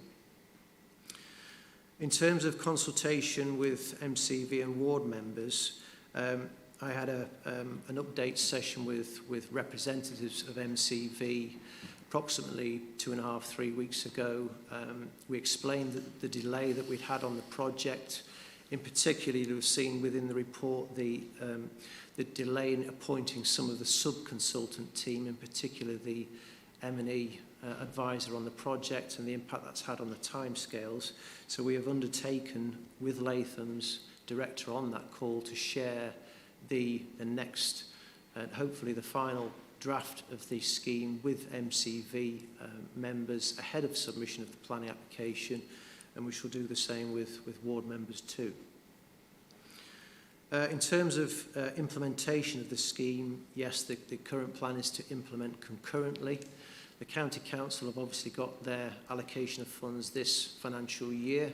We need to determine with them whether that's practical and feasible, subject to the outcome of the tender process for the shell works. But as you say, it makes sense to make sure that everything is tied together, and that was exactly the point that Councillor Buckler previously made. So that conversation is ongoing. We need to programme carefully with the County Council. The conversations with M&S and London Metric have indicated that there is some sensitivity over when the works would take place in terms of M&S's key trading period, which is end of November through to Christmas. So January will be a good start time, which is the time that we've proposed within that timetable. In terms of the paving treatment, this has been an ongoing discussion about as to how we deal with the treatment of the paving around the corner of the building. I think we all recognise it's an important aspect of the project. I think the challenge that we have is that in terms of costs on the scheme, being frank, I don't think the costs are going to go down with a procurement of this scheme, especially with the way build cost inflation is at the moment on the back of COVID. So there will need to be real consideration as to the priority elements of the scheme that we can bring forward and we can deliver as a council in partnership with the private operator. So that discussion needs to be had when we are at the stage of having an informed discussion around the costs. We won't have that revised cost plan, as it says in the report, until the end of stage 3. And that's when we will have a further discussion with the operator as to how we may fund the scheme on the back of further cost value engineering that will need to take place. As I mentioned in the report, the Community Renewal Fund bid, that actually included a capital sum towards exactly what you've just described, Councillor Burford, towards the treatment of the footway, the paved area outside of the building and the frontage more generally. Unfortunately, as the Community Renewal Fund is principally revenue, that element of the scheme wasn't put forward in the County Council's package, which is disappointing given the potential to deliver something very positive as part of this project, but it isn't part of the package that's been submitted to government. There are revenue elements which are described in the report which are beneficial and helpful, but as I say, it was unfortunate that the capital wasn't included because that would have given us more opportunity to deliver that element of the project. Councillor Buckler.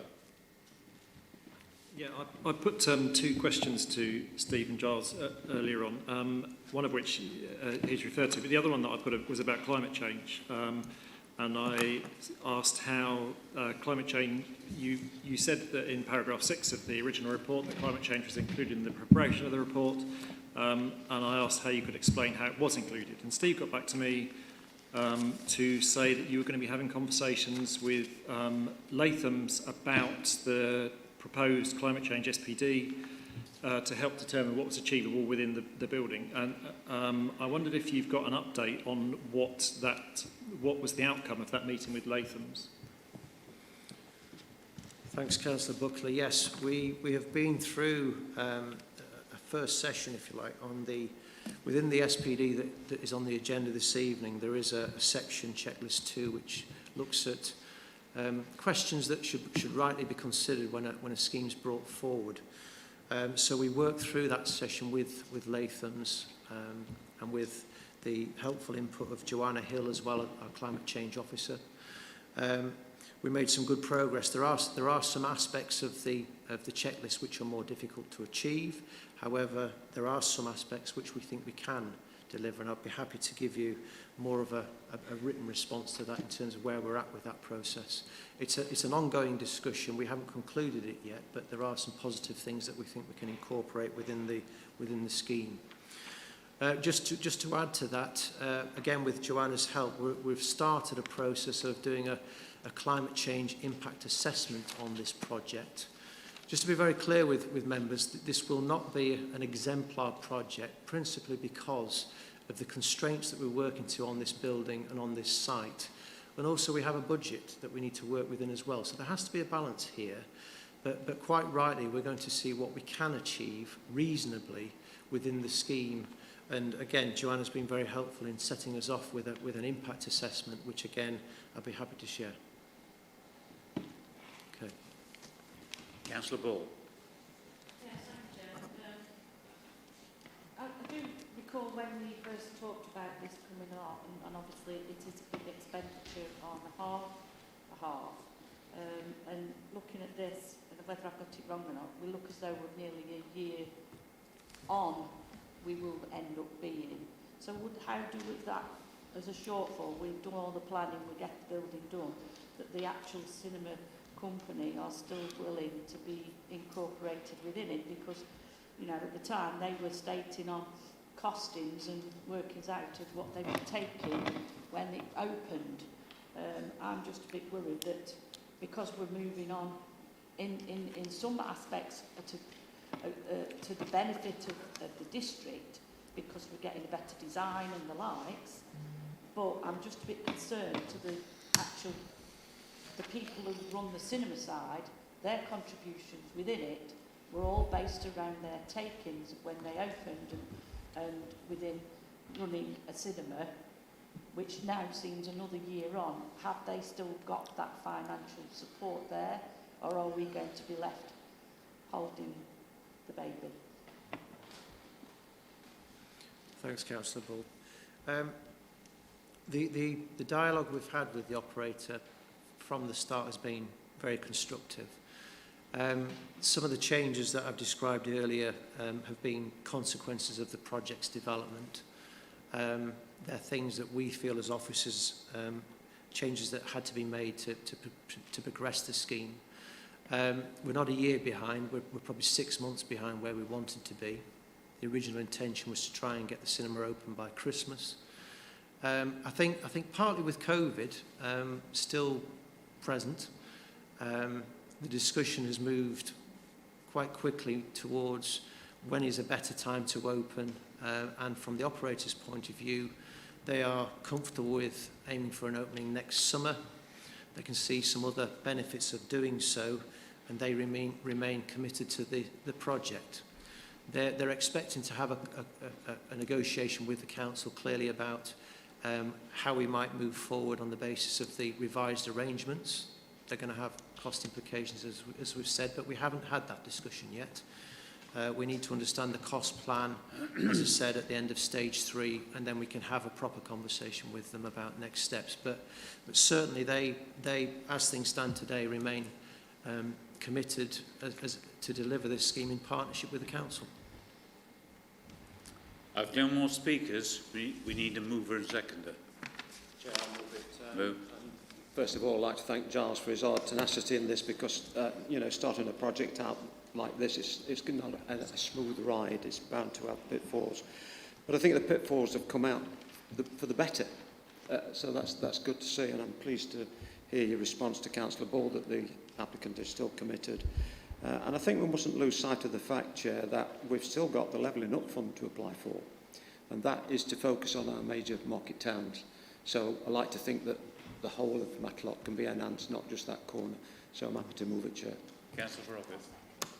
Thank you. We've got a mover and seconder. We'll now move to the vote. Those in favour? Sorry, Chair, may I speak in the debate, please? Sure. Sorry? Oh, I've not got you down, sorry. Yeah, by all means. Chair, you missed me. I want to ask a question. Councillor Slack as well? Yeah. Okay. Yeah. In regard to disabled people visiting the cinema, I did ask about when the handiest part is the top car park, of course, and I did ask about having consultation with M&S in regards to using the lift. Have them consultations taken place? We've discussed that with M&S, Councillor Slack. The lift will remain open when they are open, because you have to exit the lift in their store. Yeah. So you know, we can't really do anything about that, but it's obviously available during the store times that are open. In terms of thinking wider, we have had an initial discussion about whether we can increase the disabled provision in Sparvillas car park, which is just across the exit for the busway through the site, so it's very close.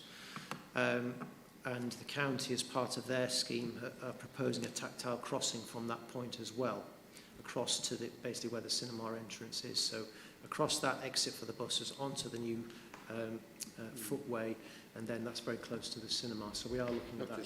Andy has been on the That's car park the, and coming that's down the, there. yeah, to try and have something close by. Yeah, but if they don't want you to use it, no, can't use it, can we? We can't, M&S would only have, you know, the lift available during their store opening times. We can't ask them to keep it open because it's all within the store. If it was a separate entrance to the lift, then it would be possible. Yeah, okay. Councillor O'Brien, do you want to speak again? Yeah, thank you, Chair. There are just 3 points I wanted to make.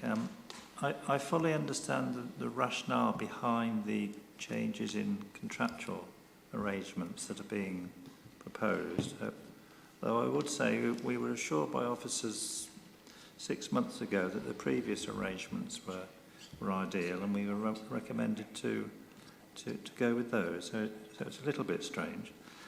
However, I do understand the reasons. But the point is that the change in contractual arrangements changes the risk. The risk now shifts from being shared between the potential operator and the council to being entirely on the shoulders of the council, because the council is now responsible for spending thousands of pounds on the design procurement process, entirely at risk and without any binding agreement of any sort with the cinema operator. So I do think we need to be cautious moving forward, as I think Councillor Bull has equally made clear. Secondly, on the governance proposals, I have to say they do look incredibly cumbersome to me. Most of the responsibilities overlap between the project management group and the project board. I've got some qualms about the amount of council officer resources that the process is proposed to entail. And I'd be interested to see the cost of the participation by all the officers named. And with due respect to Paul Wilson, I can't for any reason see why 2 chief officers need to be on the project management group. I would expect the chief executive to chair the management board. And finally, I'm a little bit disappointed to hear reference now to talk of balance. To me means compromise when we're talking about design, and talk about potential downgrading of some of the external elements of the scheme. I think this language is now creeping into the project, and to me this is another warning light that I think we need to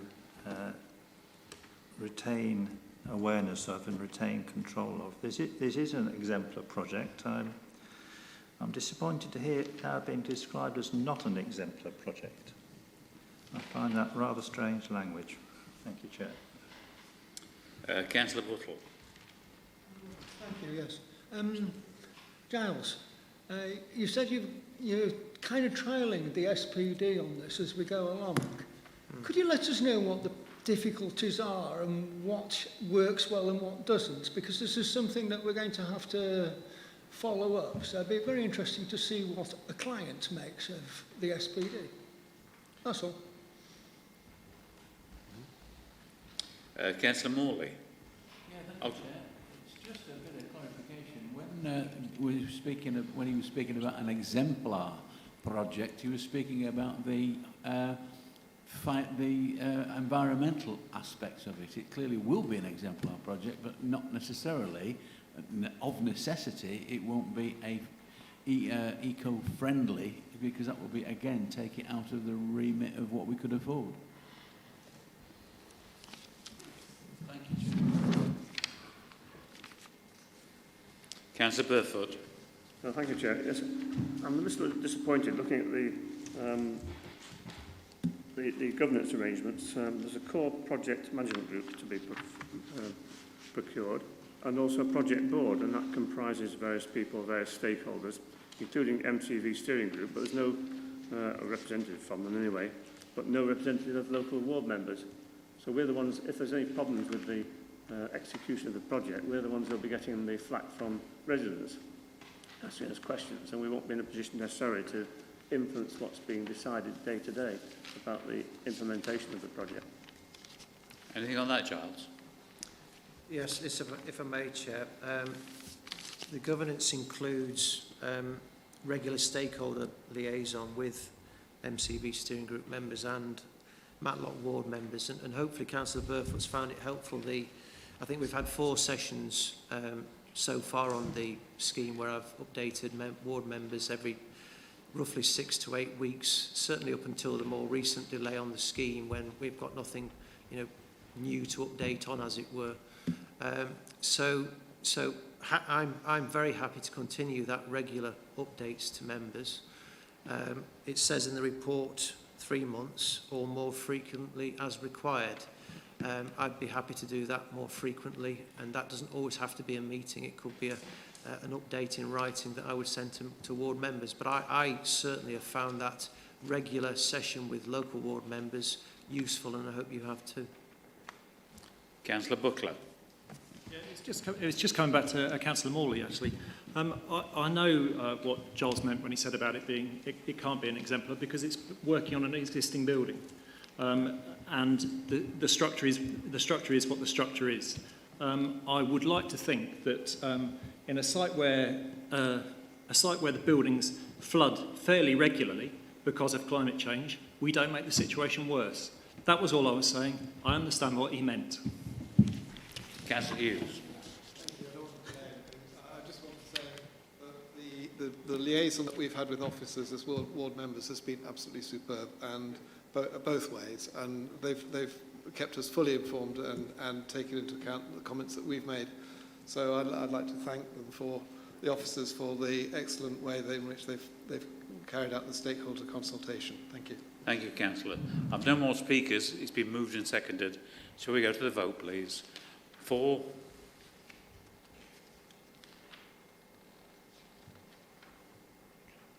Against?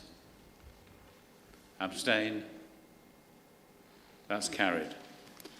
Next item is item 8, air quality management in Ashbourne. I was thinking of having a break at this point, but unless anybody's desperate to go, we'll carry on. So Tim, please.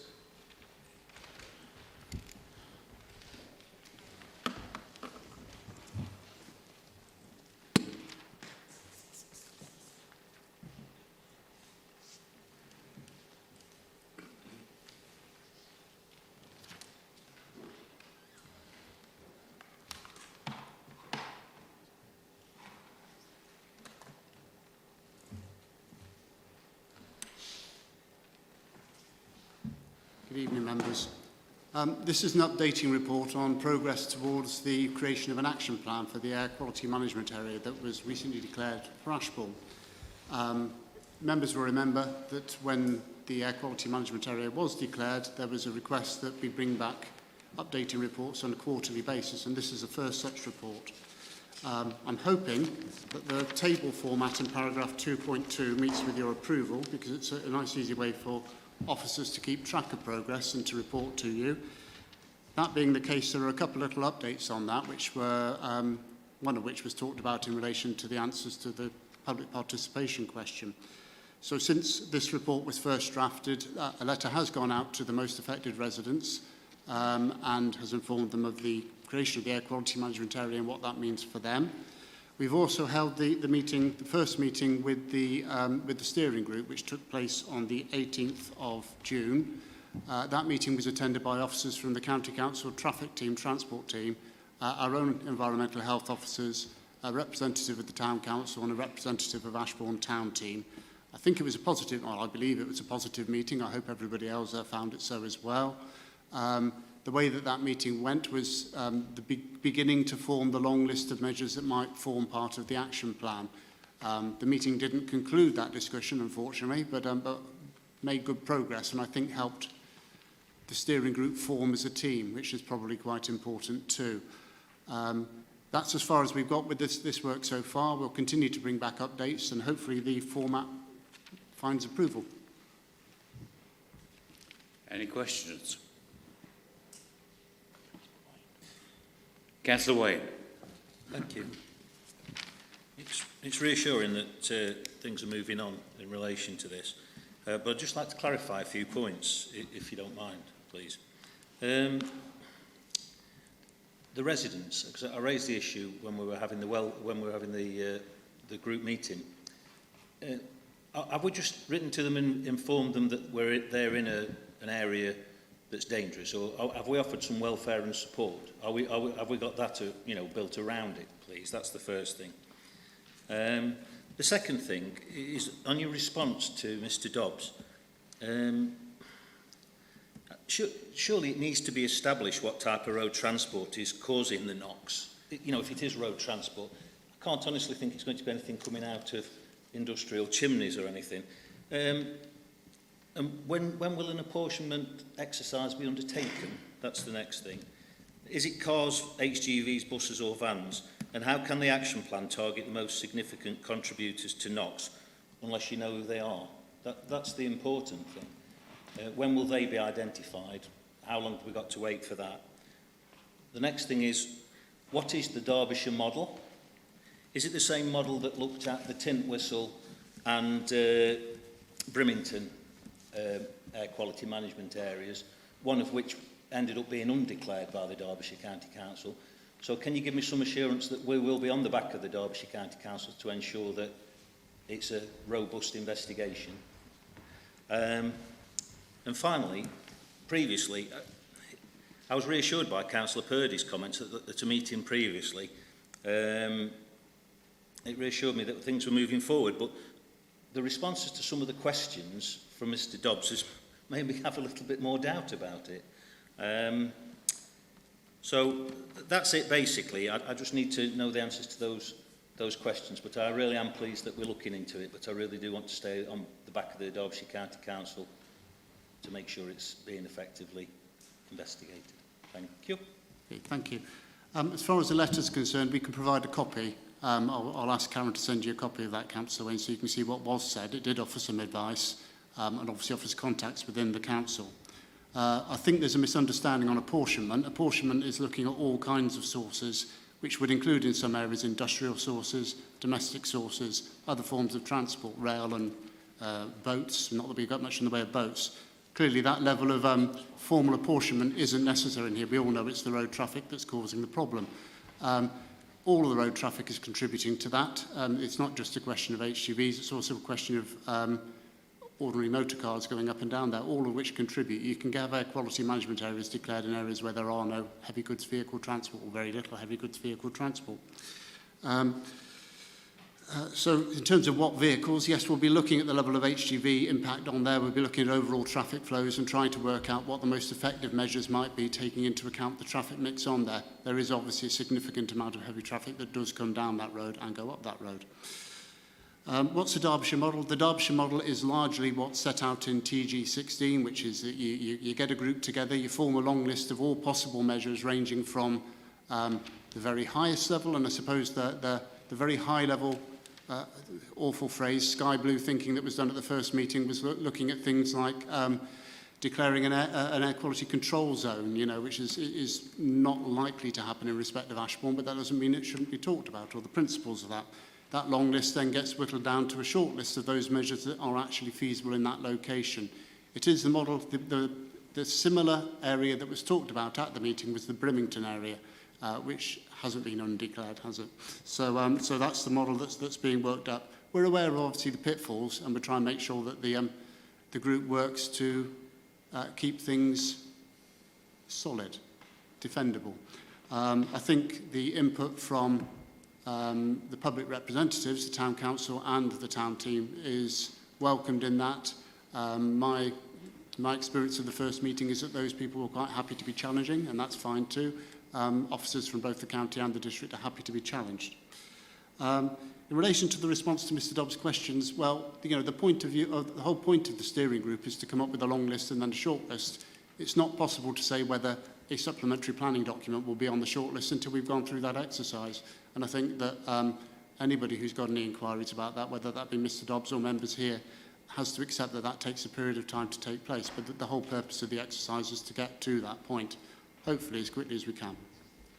Just one more question. Bearing in mind heavy goods vehicles, I mean, I was sat at the bottom of Buxton Hill on Saturday, and that's on a Saturday, and there were plenty of lorries coming past.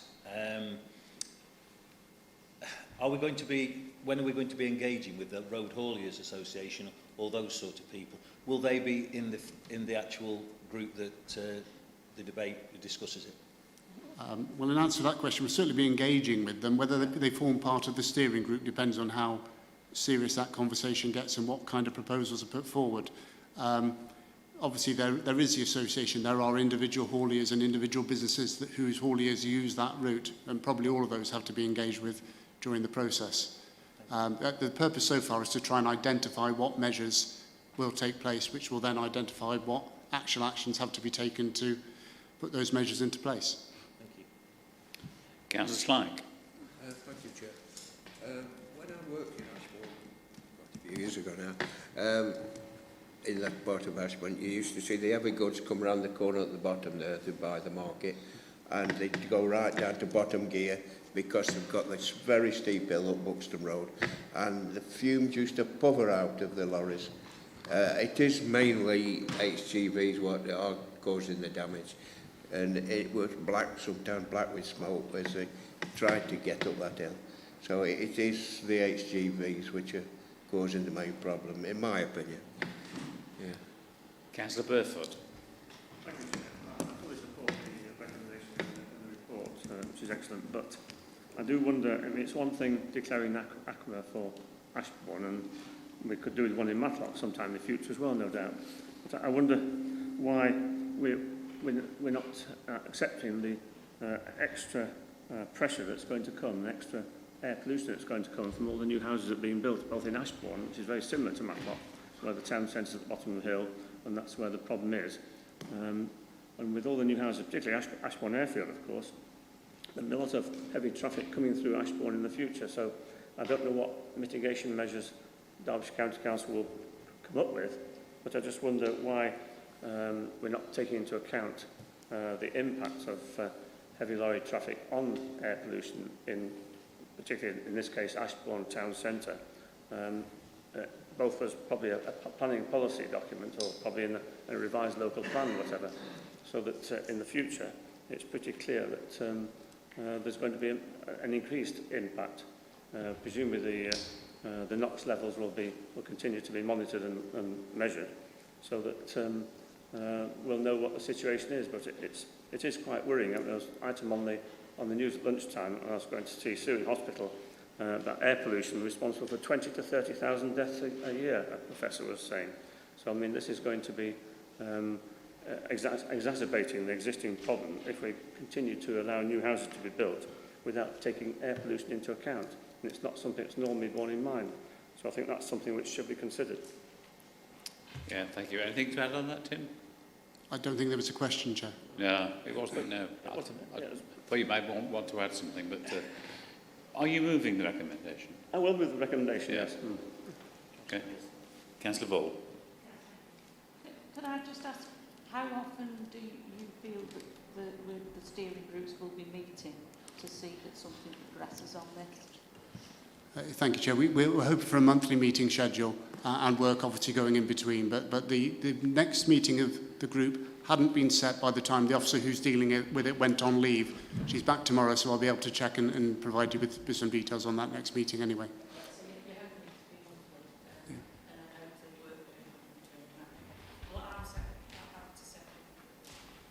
Councillor Purdy.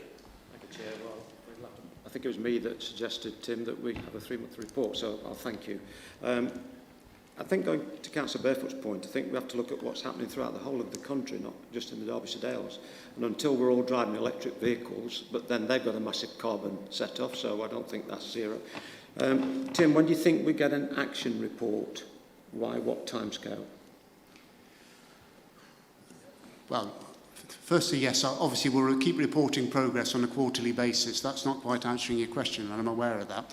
I'm reluctant to give a timescale because we're heavily reliant on other organisations feeding into this. I can obviously report back to the group that this council wishes to see an action plan developed as soon as possible. I would like to think that we would have something substantive to report by the end of summer, if not a final action plan. And bear in mind, an action plan is a living document that changes over time anyway. But I'd like to think we'd have something substantive to talk about, even if that was just getting it down to the short list of measures that are possible in this location. No. Councillor Buckle.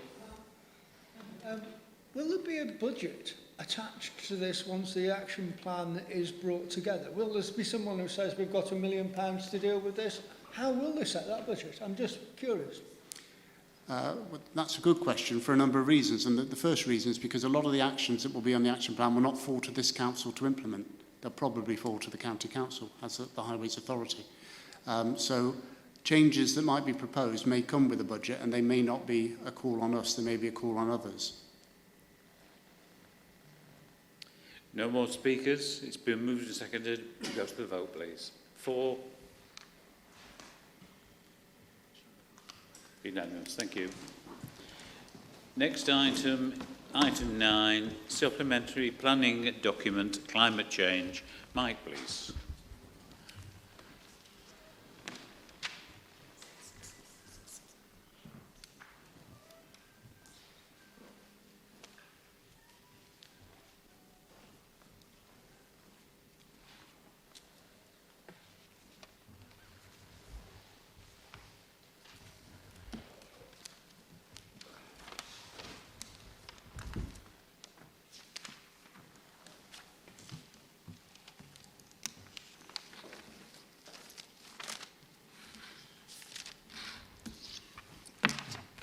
Thank you, Chair. This is a report which is setting out the details of the public consultation that we undertook earlier in the year, and it's also seeking members' approval for the adoption of the supplementary planning document on climate change.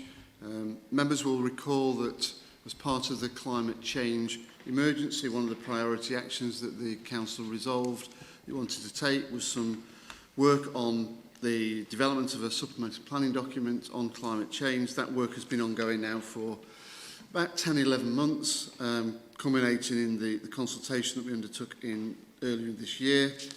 As you'll see in the report, we had 55 representations received from a variety of agencies, and interestingly, not one from not one from the development industry or their agents either. So. Not quite sure what to read into that, whether they accept that as a document they're going to have to deal with, or whether or not they'll deal with it through the planning application process in itself. The detailed consultation responses and our officer comments, along with the recommended changes to the document, are published on the members' portal and on the website. But paragraph 2.2 summarises those changes that we've recommended to you as part of that process. I'm happy to take any questions. Any questions? Councillor Ball. If once this is introduced and we've accepted this document, are we on any new development that comes forward going to reiterate the business about if energy efficiency and the likes? Whereas before we've always said, oh well, it isn't there, and we can't say you should put solar panels or the lights. Is this really going to reiterate that we are standing on climate change and we can impose this on the developers? Chair, the supplementary planning document in itself is not policy. It is in essence guidance which we want to see the developers taking into account, and one of the reasons that we've included within the document a checklist of things that we want them to address and put in as part of a planning application is to show that they have taken on board the content of that. Once the application is in and we as an authority, planning authority, have considered the extent of their response to the checklist and the contents of the supplementary planning document, it will be for the planning committee to decide what weight to give to that in terms of the determination of planning applications. What we can't do is we can't make it mandatory. We can't make the things within the document a mandatory requirement. What we're doing is signposting the developers the sorts of areas where we want to see included as part of their proposals. And you'll see in the latter parts of the in paragraph 3.3, one of the things that we've said, and I've said this to members before, is that we see this particular document as being a stepping stone between the adopted local plan and the emerging local plan, such that we are going to be looking at what action we can take to improve our stance on climate change and make it that little bit more weighty in terms of the policies that we have in the local plan. Councillor Purdy. Thank you, Chair. It's a bit like the Highway Code, and the Highway Code can be cited in court proceedings if there's any road traffic accidents, so this supporting evidence from the Highway Code. So I'm going to move the recommendations, Chair, but add also, and Mike's on this team, through Vision Derbyshire, there is another working party led by David Arnold, Head of Planning at County Council here, with all of the Derbyshire authorities at the table, working on another document for climate change, which I'm sure Councillor Butler's cheesy grins going wide, particularly referencing housing. So this is another step, and then there's another step to come. So happy to move it, Chair. Councillor Murphy. Thank you, Chair. I'm happy to second this. It's quite heartening to see so many responses from outside bodies as well as individuals, and to see so many constructive amendments. There can be no doubt that we're taking climate change very seriously in Derbyshire Dales. Thank you. Councillor O'Brien. Thank you, Chair. I want to make an observation on the report and also put forward a minor amendment to the proposal. Firstly, the observation, which I think it's self-evident that the consultation and the response from our officers graphically illustrates the shortcomings in the current local plan with respect to climate change and our ability to ensure that new development adequately responds to the climate emergency. As the report says, everything has to be about encouragement and should try to rather than must. Unfortunately, the development industry doesn't work on that basis. It takes the line of the least resistance and least cost. I think this makes it even more important that the local plan review addresses these issues at the earliest possible opportunity as a matter of principle and not detail.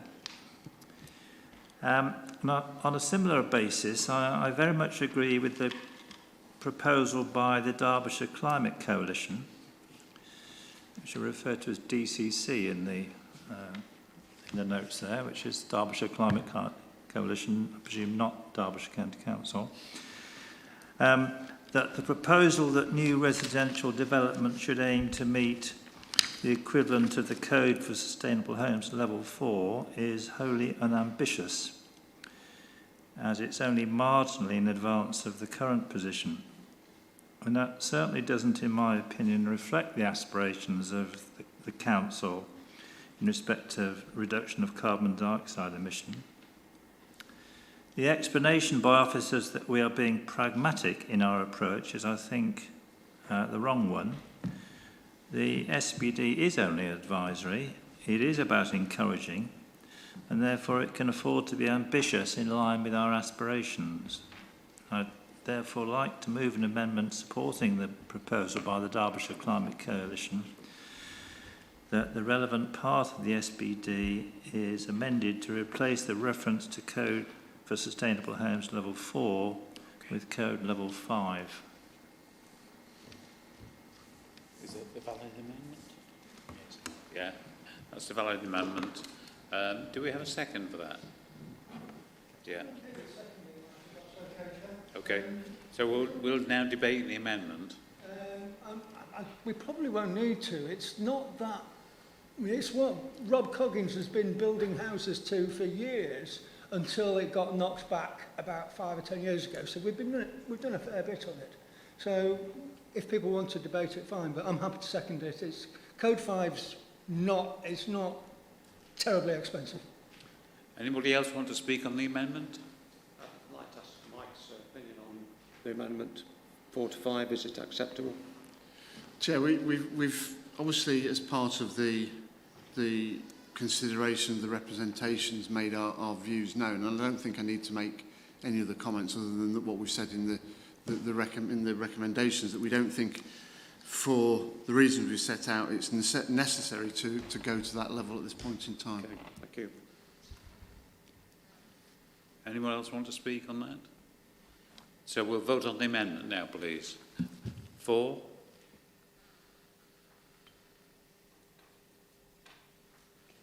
Against?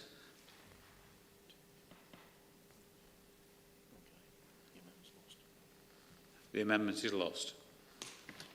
So we'll now go back to the main vote. Anybody else wants to speak? No? So it has been moved and seconded. We'll now vote on that, on the main recommendation. For? That's unanimous. Thank you. The last item is, again, you, Mike, First Homes. Yeah, thank you, Chair. This report sets out some, primarily for information, but also to set out what the potential implications might be of the introduction of a new tenure of affordable homes that the government have introduced recently, First Homes. It's been around for the principle of First Homes as a concept. It's been around for about 18 months now. And we've set out in the report the extent of the consultation that the government's been through. We have engaged with the government as part of the consultation previously and made representations on the extent of the impact that First Homes might have on the Derbyshire Dales in itself, and whether or not there's any particular value and merit in that going forward. The government earlier this year made it quite clear that they were going to proceed with the implementation of First Homes as a new tenure.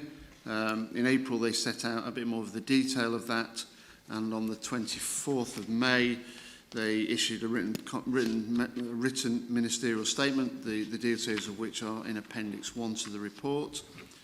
And in fact what that's saying is that the government will want to, or going to make changes and have made changes to the National Planning Policy guidance with regards to how First Homes operate.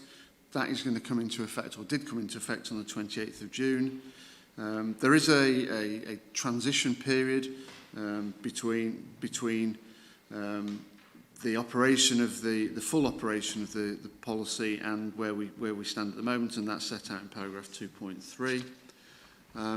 There are a number of issues which we feel that members need to be aware of in terms of the operation of First Homes. The first one is in relation to the potential for the delivery of First Homes exception sites, where the government is saying essentially as an exception to normal policy that they will allow First Homes exception sites to come forward on sites that are not designated and would not normally be identified for housing.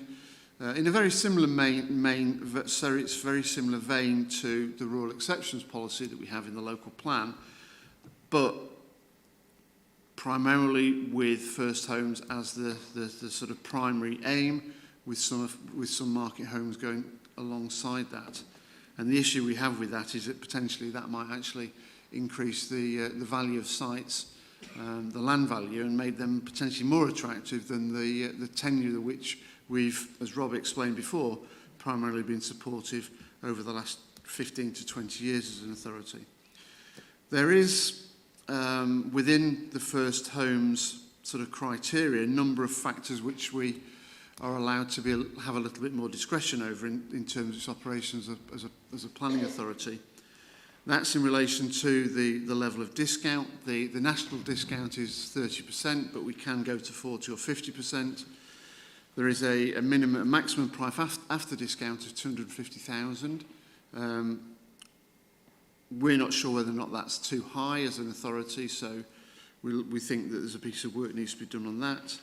There is potential for a variation on the national income threshold at 80,000, and again, what we've done as part of the work we're doing, the review of the local plan, is ask our senior projects who've done some work for us on the need for housing to have a look at that as a piece of work, as a bolt-on piece of work for the work they're doing on housing need. The final side of that, there is another bit, is that in terms of the issue about land values and whether or not first homes exception sites should be and are appropriate for Derbyshire Dales, there is an opportunity for members to give consideration to that. We're recommending that not take place at this moment in time, but we do that as part of the review of the local plan, whereby those qualifying areas that could qualify as a rural area under the Housing Act could be exempt or could be designated, and we'd seek designation from the Secretary of State for those to be designated as an exception to that. But we're saying as part of this report that doesn't need to happen at this moment in time, that we would see that as being part of the review of the local plan. So we can get a good feel as to what the benefits are of first homes going forward. And then the final part of the issues and implications for the Derbyshire Dales is the resources to implement the first homes policy. First homes will last not just for the first occupier but also for subsequent occupiers, and will require the District Council through various means to be involved and engaged in the process of saying, for example, that the person who is seeking to buy that property is an appropriate person, and secondly that property is still valued at an appropriate resale value that reflects the discount that we applied in the original Section 106 agreement that generated the first homes in itself. That in itself is an operational matter which corporate leadership team and members will need to take into account going forward. I think that covers all the issues within the report, Chair, and happy to take questions. Yeah, thanks, Mike. Councillor O'Brien. Yes, Chair, there's very little I support in relation to the government's approach to planning, but this is the exception. I think this is a long overdue initiative by the government, and I welcome it, and I only wish the National Park Authority would also welcome it, but I fear that they'll find a reason not to take it forward, which I think would be very unfortunate for our national park communities. I want to very much endorse what Mike says about the exception sites and the role that first homes could play in undermining our approach to exception sites. But for those who are sort of a little bit unfamiliar with exception sites, they basically are housing sites where you wouldn't normally grant planning permission for a variety of reasons, because they're deemed unsuitable, but because it's affordable housing, the rules can be bent, and we can allow housing to get planning permissions. That's why they call it exception. Now, what the government's saying is that for first homes, it will, which are for exception sites, which are normally greenfield sites, it will now allow some market housing to go on these exception sites, along with the first homes affordable housing on sites where you wouldn't normally grant planning permission for any housing at all. I think Mike is quite right. This very much could undermine our approach to affordable housing, and I don't really understand why the government's proposing this at all. But the question I want to ask Mike is, do we really need to wait until the local plan review is completed before we apply for this designation as a rural area? To me, there would seem to be an advantage in making the application now, because I think the disbenefits of this aspect are very clear for us all to see. So I'd like a view as to, is there any reason why we couldn't make the application now? Chair, to be honest, there isn't any reason why we couldn't make an application now if members decided that that's what they wanted to do. However, our advice as officers is that you know, we have got some outstanding research that's been commissioned as part of the review of the local plan, which we think we need to take into account in considering whether or not it is appropriate to take the application through to the Secretary of State for designation of rural areas. And I think once that work's been done, and we've got a bit more of a rounded view of what first homes are likely to do, either the good or the bad for the District Council, then that's the point at which we make a decision as whether or not to go forward with the application for designation. Councillor Slyke. Thank you, Chair. On balance, it looks encouraging, but it's very difficult, really, because affordable housing now is you don't own the house fully. On first home, will the tenant be able to, the applicant be able to own the house fully in years to come, or will they have to move on like they do with affordable housing? The process would be that the discount that's applied on initial application, if you like, would be maintained in perpetuity. And that's maintained by the clauses within the Section 106 agreement. And one of the things that the District Council will need to be engaged with as part of the, and I describe it as the customer journey because that's the words that CLG use, is that we would have to verify that the value of the property at the point of sale has been discounted by the appropriate amount relative to the market value at that particular point in time. So if the discount is 30% on initial sale to an occupier, that discount remains at 30% for second, third and fourth occupier. So there is a requirement for us as an authority, not as necessarily as a planning authority, but as an authority as a whole, to be engaged in that process. In regard to 25%, looking at 25%, if not more, of affordable housing on sites, does it apply to, how many sites does this apply to, or is it like same as affordable housing? The developer will come along and say, I can't afford to do that. So what will happen is that those qualifying sites where we would normally require affordable housing to meet the policy in the local plan, which is essentially 30% of those properties split 80-20, the first 25% of that requirement would be for first homes. So effectively, the first 25 would be the discounted market sale properties at whatever terms we think is appropriate to do so, and that's why I've asked the research to be undertaken. And then the remaining 75% would then be on the proportions of our policy.